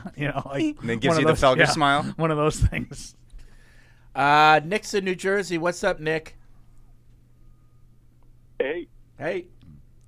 Hey. Hey, so I just had a quick one for you guys with March 13th coming up around the corner here for the next season. I just wanted to know a couple names that you're looking for the Patriots to re-sign, and then also some free agents, so maybe like 3 and 3 free agents to bring in and some new guys to re-sign. Okay. Yeah. Resign.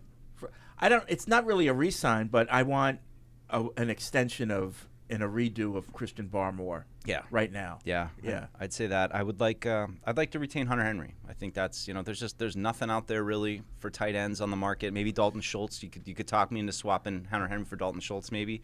But there's just nothing. Like, I mean, you need a body there. You need an NFL starter. He's one of the only ones. Even in the draft, it's really hard to. What do you want to kinda pay line up Henry? as little as possible. Yeah, I think it's going to cost a lot. Mr. That's Henry honest. says he disagrees with you. Yeah. No, I mean but look, it's the kind of thing where you'd love to, maybe. I mean, there's just not a way to see getting an impact tight end in the draft right away. So just what are you going to do? And another thing I noted too was. Pharaoh Brown had some experience in Cleveland, so these coaching staff Great. has some familiarity with him. It's just general. You need some bodies there at the position. I'm probably alone on this. I could take it or leave it with him when you dug. I was just going to say, what about Onwenu? I'm take it or leave it with him. Because if I would resign Onwenu. Yeah, because I'd be fine. Let's just say you get a tackle, not necessarily Joe Alt, but you get a good tackle in the second round or something like that. Having Onwenu there too, is, now if Andrews plays again, you've got. But that's only if he wants to play tackle. Right. Onwenu? Yeah. And I think you could do better Why? than him at tackle. You don't think you could get a right tackle later in the draft or something? No, like no. that? I'm saying if you're retaining Onwenu to play tackle while you have the rookie play the other side. Yeah. That's great as long as Onwenu wants to play tackle. He kind of has said he doesn't. So he did it because he had to. You wouldn't want to sign him if he wants to play guard? I'm not as. I just think that's where he's best. Like I want him to play at his best position. I would resign him. I said that at the beginning. Like the one guy, out of all of them, I think Duggar you could make an argument for, and Onwenu. Those are the only two that I'm really interested in. But I would be more interested in Onwenu playing guard than tackle because I don't really think he wants to play tackle, and I don't think he's a great tackle. Great. I think he's a good guard. So you re-sign him at guard money? Okay, but I would I would re-sign them because I think that they need to have at some point they need to draft guys and then re-sign them. Yeah. And they haven't done that consistently in a long time. What so about I would re-sign them, but if they lose them, Fred, I mean, there's a kind of an old school Patriot philosophy of I just drafted 4 guys in the last 2 years for interior offensive line. I can get by with some combination of Strange, Mafi, Jake Andrews, and David Andrews. I have 5 guys to play 3 spots. That's where I am. I think you could do better at right tackle than Mike Onwenu, and it's I mean, I don't know exactly what they think of City, but he looked okay, and I'm fine with, it keeps drawing the comparisons like don't let these guys get away. I think Mike Onwenu is fine, but I just think you need to recalibrate things a little bit. I don't know. I don't think he's the best you can do at tackle. I think you get in trouble by falling in love with offensive linemen. I really do. I think people that put that money towards his tackle. Just some other names that I've kind of jotted down. A couple other running backs just to throw out there, Paul, because I did have Eckler down on my little short list. But Tony Pollard, Devin Singletary, DeAndre Swift were a few. Calvin Ridley, I think they should take a shot at him. Curtis Samuel's a lesser option. These are free agents. Yeah. Free agents that just Calvin Ridley is a guy I would go after. That's a big ticket item. Big fish. Jonathan Greenard from Houston. I liked him coming out of the draft, and I just think you need an edge. You need some kind of front 7 presence that you bring in. They're getting a little long in the tooth. For sure. And then just on the back end with Duggar, do they say, look, we want to go a little bit more of the free safety route. We don't want to have 3 strong safeties that we're playing. We want to keep Peppers in there. He's under contract. He's only, I think, 6 months older than Duggar, so you're kind of talking about the same guy. But, a few guys, Xavier McKinney, Jordan Fuller, Cameron Curl, Jeremy Chin. Jeremy Chin more of a strong safety type, but just a few free safety types that, hey, let's get some range and some speed on the back end to complement Peppers. We're not going to be, as crazy with the strong tight end, strong safeties. Complement Peppers, my guy, Anybody else? How about tackles? It's thin. I know it's not a good class. No, I had Jonah Williams on there. I know a lot of people have kind of, considering him, but he's another one that was a left tackle, couldn't really play there. They moved him to right tackle, but I think that's a better investment than saying Onwenu we're going to pay him. Penix. Right. And I would consider Kenny Moore too, just as a slot guy. A little bit older. Don't love it, but I think the slot position, unless you bring Miles Bryant back and McConkey. He's talking about defense. Corner. I know you. He's going to play cornerback too. But he probably could. But Kenny Moore, good little slot player, just as a complement to Jonathan Jones. Or are you still in love with Jonathan Jones moving into the slot on 3rd down, and then you just get another outside guy to kind of complement him and Gonzalez. He's talking about defense. Well, I mean, he's talking about Kenny Moore, and you're like McConkey. Well, I just look at you're it confusing the listeners. Well, I don't want our listeners being confused. Because I looked up from the emails and I heard slot. And he just McConkey. He McConkey'd it. L from Wisconsin. It must be really nice to be Fred and have full faith that everything they do is the right thing. Wow. I want to defend you a little bit. I don't think you've been like that. I just think there's a baseline of we're starting over, right especially now, on the offensive side of the ball. You can look at it any way you want to look at it. I choose to go in with hope. I mean, these guys are no good because they're not all Kyle Shanahan. I'm sorry. There's only one of him, and he's not available, and so we've got to do what we can do. I realize part of the thing with Ben McAdoo that just kind of rubs me the wrong way is he looks way too much like the principal from Ferris Bueller's Day Off. Yeah, and I can't unsee that. Every time I look at him, it looks like I don't know why any guy would have a mustache. Mr. Rooney. I don't know what is the thing with mustaches. Rooney. You know, ladies like them, Fred. Ladies like mustaches. It's a flavor saver. And I kind of know the joke there, what's behind that, but I'm not going to say it. Let's see. Tim writes in, love the show.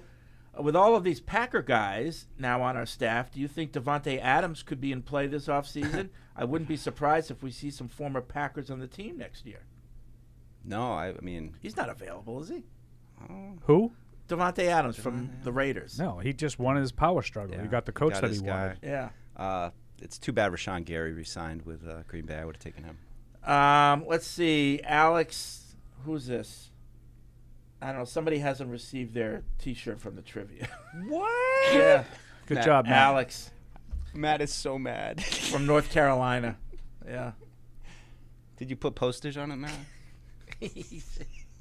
Did you put it in a bag and address it correctly? In the context of the post-Belichick era beginning, this is from Dan in Lynchburg, I put together a quick over-under game. Number one, number of bro hugs in the Patriots war room visible on the TV broadcast during the draft. Oh, no. Over under 2.5. Over. These are good. These are good. No, right. Dan. Got our guy. Yeah. Yeah. Over. Number of long snappers whose average annual contract value will exceed Joe Cardona's in 2024. He's currently ranked third. Over under 2.5. Under. Those days are over. I'm right. Those days are over. The long snapper market is exploding. Yeah. And number of 2024 undrafted UFL wins a team would have with Bill as a head coach, Josh McDaniels as OC, and Jimmy G at quarterback. Each team plays 10 games. So this is the new UFL Spring League. Oh, with Jimmy G? They'd probably do some damage. He has over under 9.5. 9.5. How many games do they play? 10. I just said it. Yeah, that's the first question was a real good one. I swear. There's going to be a new sheriff in town. It's going to be different. I would love to just see Bill coach high school football for the year and make a TV show about it. I think that would just be hilarious. Like, I mean, and like the kind of like the comedy of it all, of like all these kids like, bro, you know, and like Bill having to deal with like all of the kids being idiots. Can you imagine Bill coaching TJ? Oh my god. Oh my god, that would be so funny. Bill, I got that drizz, bro. I got that Riz. And TJ got his little pancake thing. Coach, did you see that? God. I don't know if you're eating breakfast. Why don't you just block the? No phones. But you know what Belichick wouldn't have to worry about? Parents. Oh God, right. Can you imagine a parent complaining, you know, my kid doesn't play enough, or you wouldn't have to worry about that. You're a little bit removed from this. Yeah? He absolutely would deal with that. He'd be like, I mean, he can't. You think play. they wouldn't care that it's Bill Belichick? Absolutely not.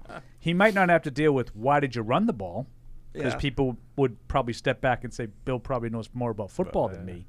But if little Johnny's not playing, when he just lays into little Johnny, like, I mean, little Johnny can't run. I mean, he can't pass. If little Johnny's not playing and little Johnny's dad thinks he should be, he's telling Bill Belichick. I will guarantee you. Oh boy, I'd especially love to if see it's that. Nantucket too. A lot of Nantucket parents. Oh, Nantucket parents. Oh, love to see Wisconsin.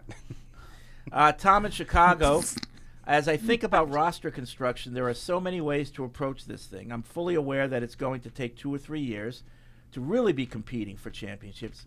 Besides quarterback, O-line, and wide receiver, how important do you see running back, tight end, the list of priorities? We just talked about that. Tight end is much higher up. Running back Blake Corum from Michigan is someone who would be great as a mid-round pick, but I also understand you can solve the running back spots in lots of different ways. I like Blake Corum. Yeah. And I think, late day 2, early day 3, sure. You probably just know off the top of your head. I was watching an Oregon kid running back. And he's I forget his name, but I know who you're talking about. I think he's number 7, if I'm not mistaken. Yeah, I'm blanking on his name right now. But that's my problem is I watch guys and then I forget their names. Yeah. And I just because I don't. I mean, in fairness, I don't care that much. But there are guys that catch my eye, and I'm like, oh, I like that skills that can the UNH translate. The UNH kid looked pretty good at the Senior Bowl. He's Giardi. Giardi, you love him? Yeah. Chad in Atlanta. So I've heard That's an grumblings off-air one for you. that Ben McAdoo has a keen eye for quarterbacks. Not sure how true it is, but it is, apparently it's very true. Apparently, the Giants tried trading up for Mahomes via McAdoo's suggestion, and he also was on record saying he thought Josh Allen was far and away the best quarterback in his draft. He thought the guy that went 7th should have gone 1. Yes, so it would seem his evaluation for quarterbacks is pretty yes, good. Not sure how we would take that, maybe with a grain of salt, but it does give me hope that they now have legit help in choosing the right guy at quarterback if he's in the draft. I mean, I think they've got. I mean, I don't know what Ben McAdoo's doing, or but I think they've got a lot of voices that will. Well, here's the thing. Chime in. What I want them to do, I'm going to make a suggestion, and I'll send it to football. Right now, Ben McAdoo has to put who he thinks is good in an envelope. We'll seal it up, like a time capsule, and then we'll open it up next year because none of this 2020 hindsight stuff. No. Well, I will say that I did a little research on some of that stuff. Yeah, and the. Is it 17 Josh Allen draft? Was that 2017? Baker Mayfield number 1 overall? I believe. Okay, let's just say whatever that year was. The year that Mayfield went 1, Josh Allen went 7. It was either 17 or 18. I think it was 17. Whatever. He was extensively quoted in a New York Post, I think, article in July. So the draft happened in April. And in July, so this is before they've played. Yeah. And he said he had Josh Allen 1, Lamar Jackson 2, Baker Mayfield was 6 out of his quarterbacks. Now, he was wrong on Mayfield, but the other 2 he had 1, 2, Josh Allen and Lamar Jackson. And that was before they played. So that's not fraudulent. Mm-hmm. It was after the draft, but it was before they had taken an NFL snap. So just like it sounds as Fred likes to say, I'll give him his flowers. Yeah, but like he that absolutely was an accurate thing. Now he had Mason Rudolph over Baker Mayfield, like that. That one probably didn't come out. Josh Rosen, I think. Jeff in Canada. Oh yeah, we just gloss over those. I worry about the Kraft family exceptions. I know they own this show, and they've been amazing owners. I'm just concerned that they'll want to get back to the playoffs ASAP, which sounds good, but I question if it really is the right plan. One of the 16 teams in the AFC were in the bottom quarter. We are not close to competing for a spot. Of the 16 teams, in the AFC, we're in the bottom quarter. We're not close to competing for a spot in the Super Bowl. So my hope is Wolf and Mayo don't reach and push for things. Be smart about it. Focus on being really competitive in the 2026 season. I don't think you have to look at it that way. Anyway, if the quarterback is there, take him. But if he isn't, be comfortable trading back and getting a more sure thing. Don't sign any free agents over 28 years old because they're not going to be peaking when you're ready to compete in 2026. When does the panel honestly believe this team would be ready to compete to be the AFC representative for the Super Bowl? When they have a quarterback that can compete with Josh Allen and Joe Burrow and Patrick Mahomes, I think that's the waiting point, and there's no easy way to get it. So everything Paul was saying about McAdoo having an eye for quarterback, it's great. I mean, if somehow they got Caleb Williams and everything that people on Paul's side of the street say are true about him, then they could compete next year. Yeah. Well, and I think I expect. I don't mean for a title. I don't mean 2024. I mean 2025. Okay. Yeah. I mean, I think that they should be competitive. I don't know if they're going to compete for titles, but they should be competitive. I don't think by when. By this year. I think they should be competitive. 2021 I don't think was a great team. I thought that team was competitive. They had their holes, but if you can get a team that all plays kind of hard and you can win 6-7 games at least if that kind of thing. I'm just saying competitive. No, I mean it's not like this year. Then they were competitive where it was last year. Because as much as I make fun of it, they did have a lot of close games. Yeah, but I don't know. I don't really feel they were all that competitive last year. We watched the games. I agree. But if we're just saying 6 or 7 wins, almost double our output. Competitive means, at the last week of December, you're either in the playoffs or fighting for a spot, and you have a chance to win a game. But the emailer's talking about a lot more than that. The emailer's talking about competing for a title. Yeah. And I think there's a huge difference between 2021 Patriots, to Mike's point that he just made, and competing for a title. I would agree. And I think but 2021 is the model for, as we continue to stack talent and these guys develop it's not like we got a bunch of free agents and this might be the pinnacle of what this team looks like in this kind of, because that's what it was, right? And I'll tell you the big difference to me from 2021 to now is these teams are better. Like, you had 2 cupcakes over the Jets that you do not have anymore. They're further in that rebuilding thing than you are. Now, again, are they competing for a title? Probably not, unless Aaron Rodgers comes back and is Aaron Rodgers. Yeah. Because they have the same problem that you're going to have. And that's why, the whole idea of don't reach for the quarterback, just take a good player later, that's great. I would totally agree. But at some point, if you don't get the quarterback, it's not going to matter. You're going to be the Jets. Right. And again, we've gone over the picks that the Jets have made in the last 3-4 drafts. They've had some really high-end hits. Yeah. Sauce Gardner, Garrett Wilson, Quinnen Williams, Elijah Vera Tucker, Quinnen Williams. I mean, they have some amazing. really good players. And I even think, is it Jermaine Johnson? Yeah. Pro Bowler, right? Yeah. Pro Bowl, whatever. But he's a pretty good player into the first round. No, they've got Tamara's talent. guy. Even Hall, Bryce Hall. Brees Hall, another one. Yeah. No, I mean, I like. But the they don't have a general- quarterback, so they're not a threat to do anything. I just think if you don't get a quarterback in this draft, or at least you don't get one in the first 2 days, that otherwise you're taking a flyer. It's like, at least I want to come out of this year feeling like the pieces are in place, and when we have a tackle now, we've got a good wide receiver. We've got Pop Douglas and this other guy who are. That's what I'm looking for. And you're Mike. like, look, the table is set. I don't know when, how they're going to do it next year, but I like the general sentiment of the email, and I think that's what goes into why we all kind of feel like if they had to trade down, messing around with some of the mock drafts, it's amazing what you can do with an extra day 2 pick. I mean, just how much one extra pick in those 2 rounds, how much flexibility it offers you other than just having 1, 2, 3, 4. In that league, you can get good quickly. It doesn't have to be 3-4 year projects. gotta hit. You can get good quickly. You just have to be good. You have to hit. Good at the draft, I mean. Tony from Hampton, Virginia, I have a worry about getting Green Bay's 2010 Island of Misfit Toys. Do we think getting this band back together is the right answer to build upon? Maybe the sum is greater than the individual parts. Why is Justin Fields talked about as a top 50 trade prospect? I see him no different than Mack or Zach Wilson. You take away his running, and he's worse than those two. Legs go out after 5 to 6 years, so you shouldn't be building a team thinking he's always going to be a runner. I wouldn't give away more than a 6th-round pick for Fields. I guess this is a lot of propaganda by Chicago. I disagree. Now, I'm not telling you I would make a trade for Justin Fields, but he's a better passer than you're giving him credit for, even though he's a work in progress. He's far better than Zach Wilson and Mac Jones were last year. I'm not talking about all 3 years, but in 23, he was far better than those other two last year, both as a passer and a runner. Lamar Jackson doesn't seem to be slowing down, by the way, as a runner. Do you think?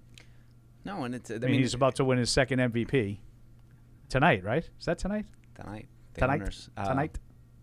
Yeah, and it's more about being like Mahomes. To me, it's more about escaping and having look, when he needs to go, another he guy goes. His legs don't seem to be giving out, and there's a guy who's dealt with a lot of injuries. And never a guy that has an explosive burst, but you don't necessarily need to be Lamar fast to be an effective runner as a quarterback. And even as you get older, if Fields is just smart and can learn to pick his spots.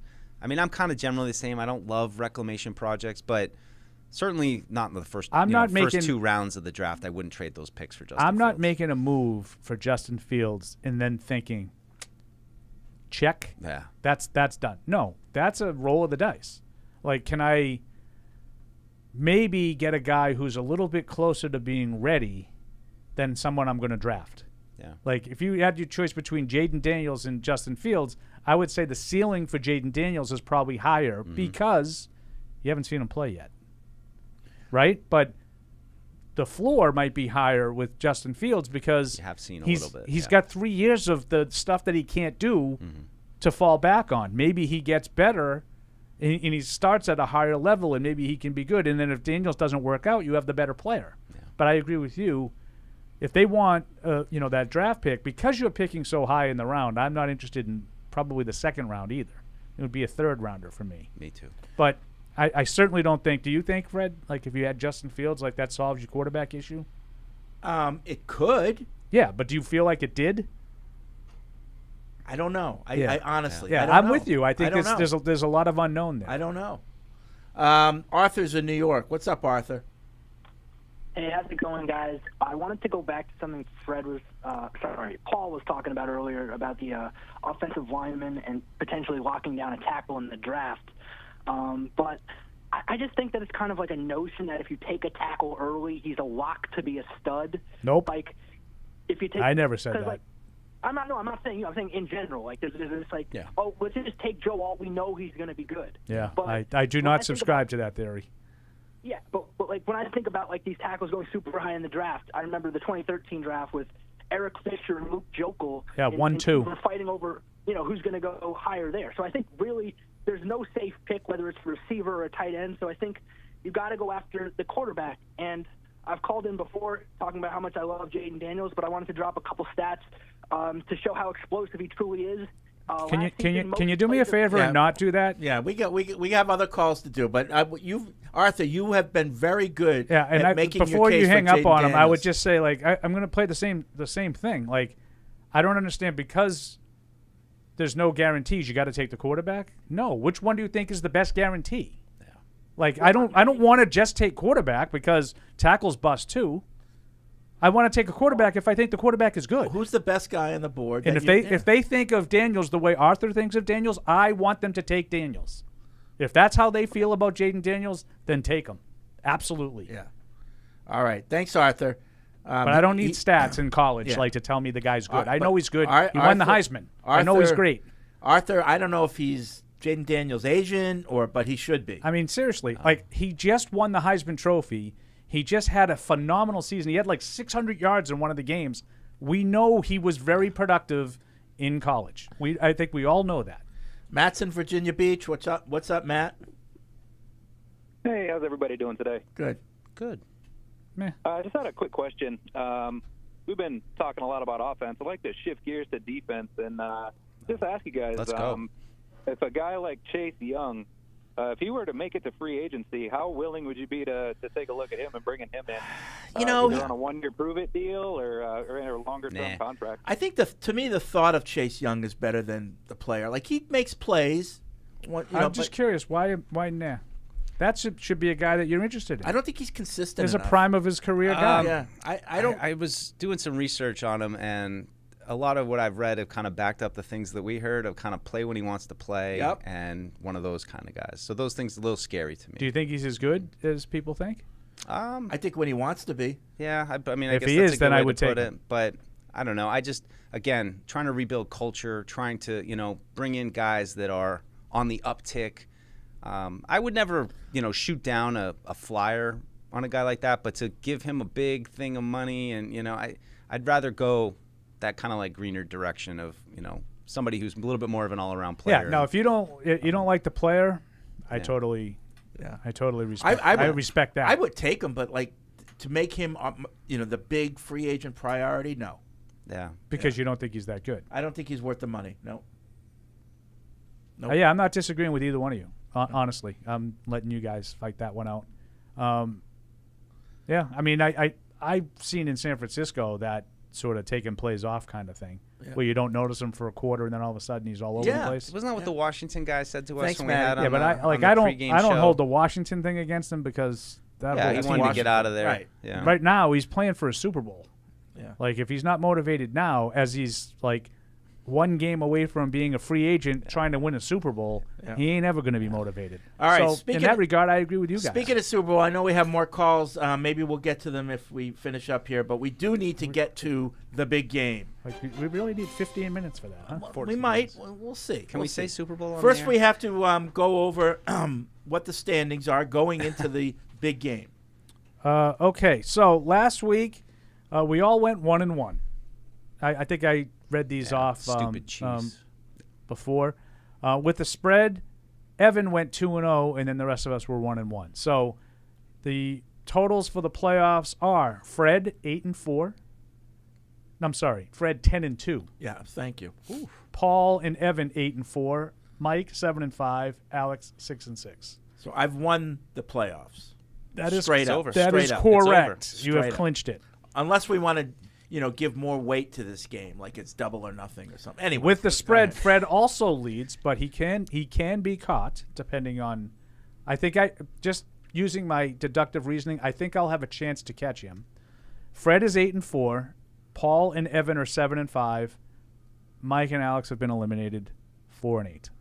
At no point did that make any sense. So now you're just playing for pride. We're all dumber from having heard that. Okay. May God have mercy on your soul. All right. So now the Super Bowl, Sunday at 6:30 on CBS, Nickelodeon, Paramount Plus and it up. Univision. Got to plus it up. Deportes? So Deportes? Various ways to watch. The 12-5 49ers are the visiting team against the 11-6 Chiefs. The Niners are favored by 2. 2. And the Chiefs are taking this personally. Why? Because they think it's disrespectful. Oh, the Chiefs? No, I thought the Chiefs are favored. No, they're not. The Niners are favored. Niners are favored. But the Chiefs are upset because they feel they're disrespected. I think Fred should win this because evidently he's the only one paying attention to anything going on with this game. I kind of haven't either. It's hard to pick against Patrick Mahomes. That's the hardest thing right now. I think everybody is now just like kind of accepting that he's really good and that he can single-handedly, win games with them. Not Patriots fans, but not Patriots fans. But I'm going to go with San Francisco in this game just because, and part of this I'm going to tie it back to the 03 podcast. Brewski talked a lot about learning how hard it is to play defense in the Super Bowl and what a grind it is. And I just think over the course of a 60-minute game that is spread out over close to 4 hours probably, San Francisco's weapons are just going to be too much. That they're going to get going. They're going to be the ones with the gas at the end. And I think you got to respect the Chiefs, but I think that in the end, the overall amount of weaponry that the 49ers have is going to be the difference. So I'm going to take the 49ers to win this game. I do think it will be close, but I'm going to say San Francisco 24, Kansas City 18. Do you have any picks from Alex or Evan? I do. Evan, actually, chiming in. This is from Evan directly. I'm picking the Niners BT dub for my guy, Kyle. So I don't even know what that means. Kyle Shanahan, Fred. The offense. What's BT dub? By the way. Oh. BT Jesus, dubs. Fred. BT dubs. Oh. Is this the man?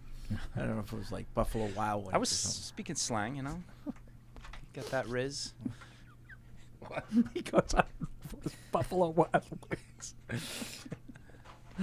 So you have nothing from Alex? Nada. Wow, she's just given up. She's eliminated. That's poor to me.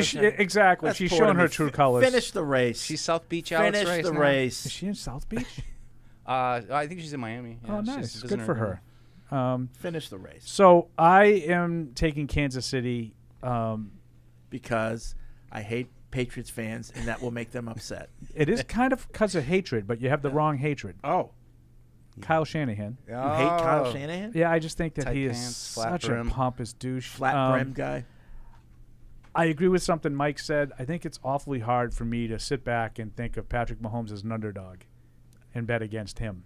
And I think the Chiefs have sort of gotten something going offensively. I think the Niners have not looked good in the postseason. So it's not just a hope pick. I think the Niners really played with a lot of fire in their 2 playoff wins. And I think against Kansas City, if they build that kind of a hole for themselves, they will not climb out of it. So I think it will be a little bit higher scoring.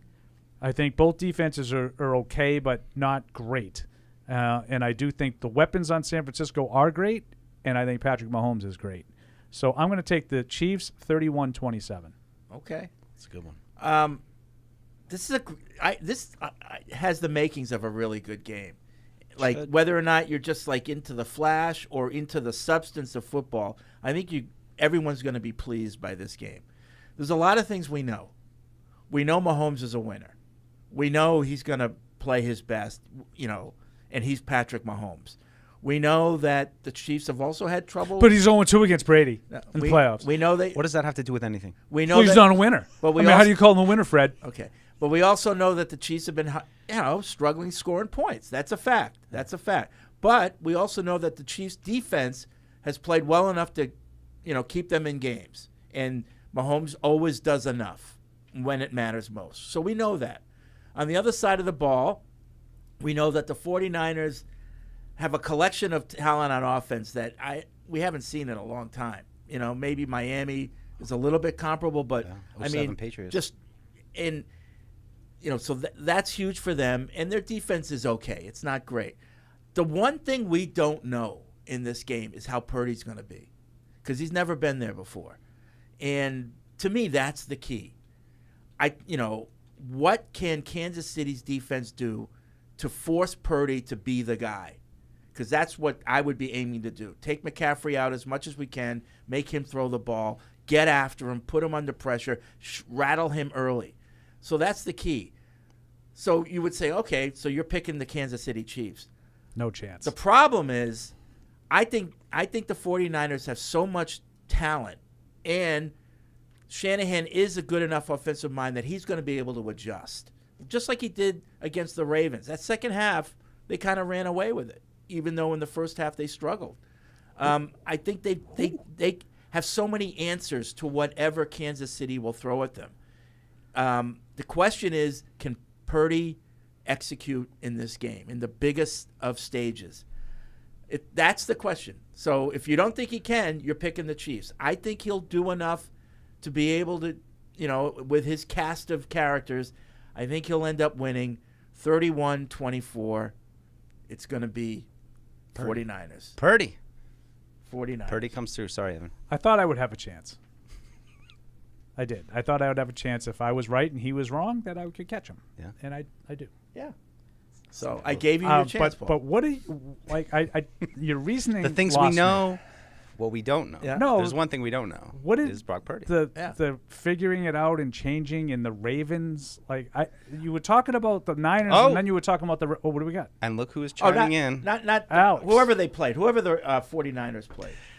Miss Alexandra Francisco, she weighs in with a Chiefs upset, 35-28.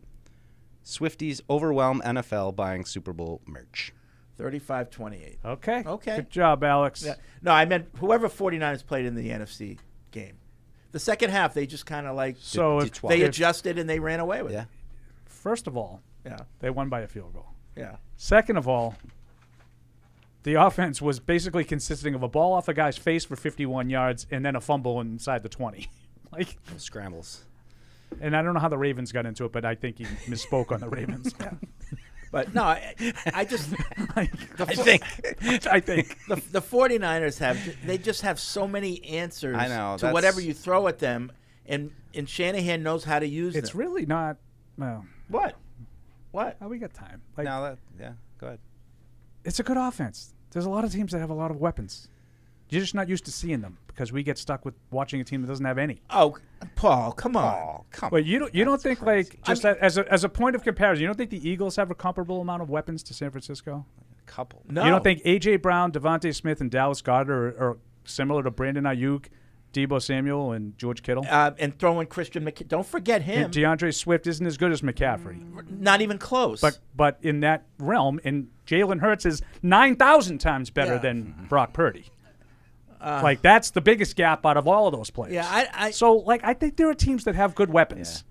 Yeah, I mean, you're not wrong. I just we're talking about San Francisco like they're the 07 Pats. Yeah. This is this unstoppable thing that can't be slowed. And I saw them get slowed a lot this year. The versatility of Deebo Samuel and McCaffrey, both in the run game and the passing game, it's just they're good.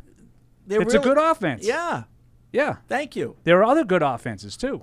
Okay, but they're not in the Super Bowl. No, but I'm just we're only dealing with this 49ers But you're talking right about the Niners like it's this unstoppable force. Yeah. They've been stopped. They were stopped by Green Bay. They have been stopped. 2 weeks ago. I go back to my point of I think they just have so many pieces that can score quick, and that's what I feel like is going to happen near the end of the game when it's so hard for any defense to get a stop that all of a sudden it's now McCaffrey for 20, and then Deebo on an end around for 15, those kind of things. And that's the other. It might not happen, but here's the thing. I give you Kansas City. They've got that experience. A lot of teams that get to the Super Bowl, they're adrenaline. They're all ready to go first half, and then second half you see a lot of points because the defenses are just tired. That's Tom Brady's thing. They're He's just talked tired. about that a lot. Yeah. But I think Kansas City knows that. They know how to handle themselves in the Super Bowl. They've got that experience. And it's very much like the Patriots. The Patriots leaned on that experience toward, the second half of the dynasty because they knew what to expect. Yeah. They knew the difference between the first half and the second half. And I do think that's huge. To Freddie's point, I do think that if the Chiefs are going to win, they're going to need to get out to a lead and then hold on because I think if they get in a shootout and it goes back and forth, I think San Francisco's offense is better. I do agree with Freddie that San Francisco has more options offensively. But here's the thing that would worry me, even in a shootout late, Purdy.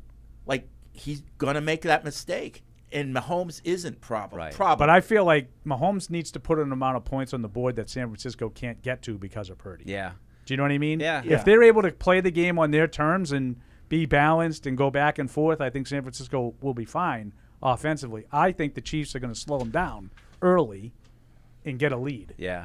And then it's like, do you really trust Brock Purdy to be able to have the Brady last-minute drive? Mahomes, we know he would do that in 2 seconds. I wouldn't feel great about that, but I also wouldn't feel great a lot is made is like that throw that Garoppolo couldn't make when they played Kansas City the last time. I don't have a lot of faith unless it goes off of the defensive back's face again.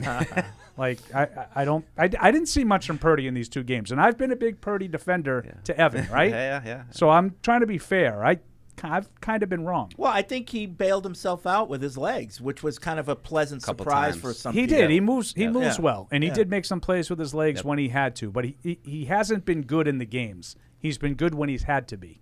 Yeah, and obviously, you'll take that if you have those options. A really good game, or not coming through in the clutch, or so during the game but coming through in the clutch. I think we'd all take the latter. But all the people that are like, "How can you bet against the Chiefs?" They're right. I mean, I know. That experience in Patrick Mahomes and Andy Reid, I think gives them, it's a good one. I think it should be a good matchup. I think the Niners have been the best team all year over the balance of the 17 games. They were the best team, but doesn't matter who's the best team on Sunday. Yeah, so I'm excited. I can't wait. Yeah. I won't be having the big, gala that Paul will be. It'll just be me and my wife, little low key, and the dog. Yeah, it'll just be me and my cream cheese. It's a small G gala this year. Yeah. But DraftKings will be hot. Always. They should have record revenue on that day. Whether you're in the game or betting on the game, you'll need a game plan. DraftKings Sportsbook, the official sports betting partner of the New England Patriots, provides you with everything you need to build your personal betting game plan so you can get in on all the action with practicing safe bets. Visit DraftKings.com/responsible-gaming to learn more about all the safe betting tools DraftKings has to offer. Hope is here. It's here. 800-327-5050 or gamblinghelplinema.org. Must be 21 plus. Play it smart from the start. GameSenseMA.com. Physically present in Massachusetts. See DraftKings.com/responsible-gaming for details and state-specific responsible gambling resources. So I know we're not allowed to gamble, right? But if we didn't work, would you be gambling? Would you, on this game? Go on one of these apps and put some money down just for the fun of it? Maybe just on some of the stupid prop stuff. I would like to. I think I would. Especially that. Just to make it more interesting. First score. Yeah. And, just You're not paying for a ticket, so put some money on the game. Yeah. Sure. Make it a little interesting. But we're not allowed to, and we will not do that. Sure won't. All right, that's going to be it for this edition of Patriots Unfiltered. Everybody enjoy the game this weekend. We'll see you on Tuesday to talk about it.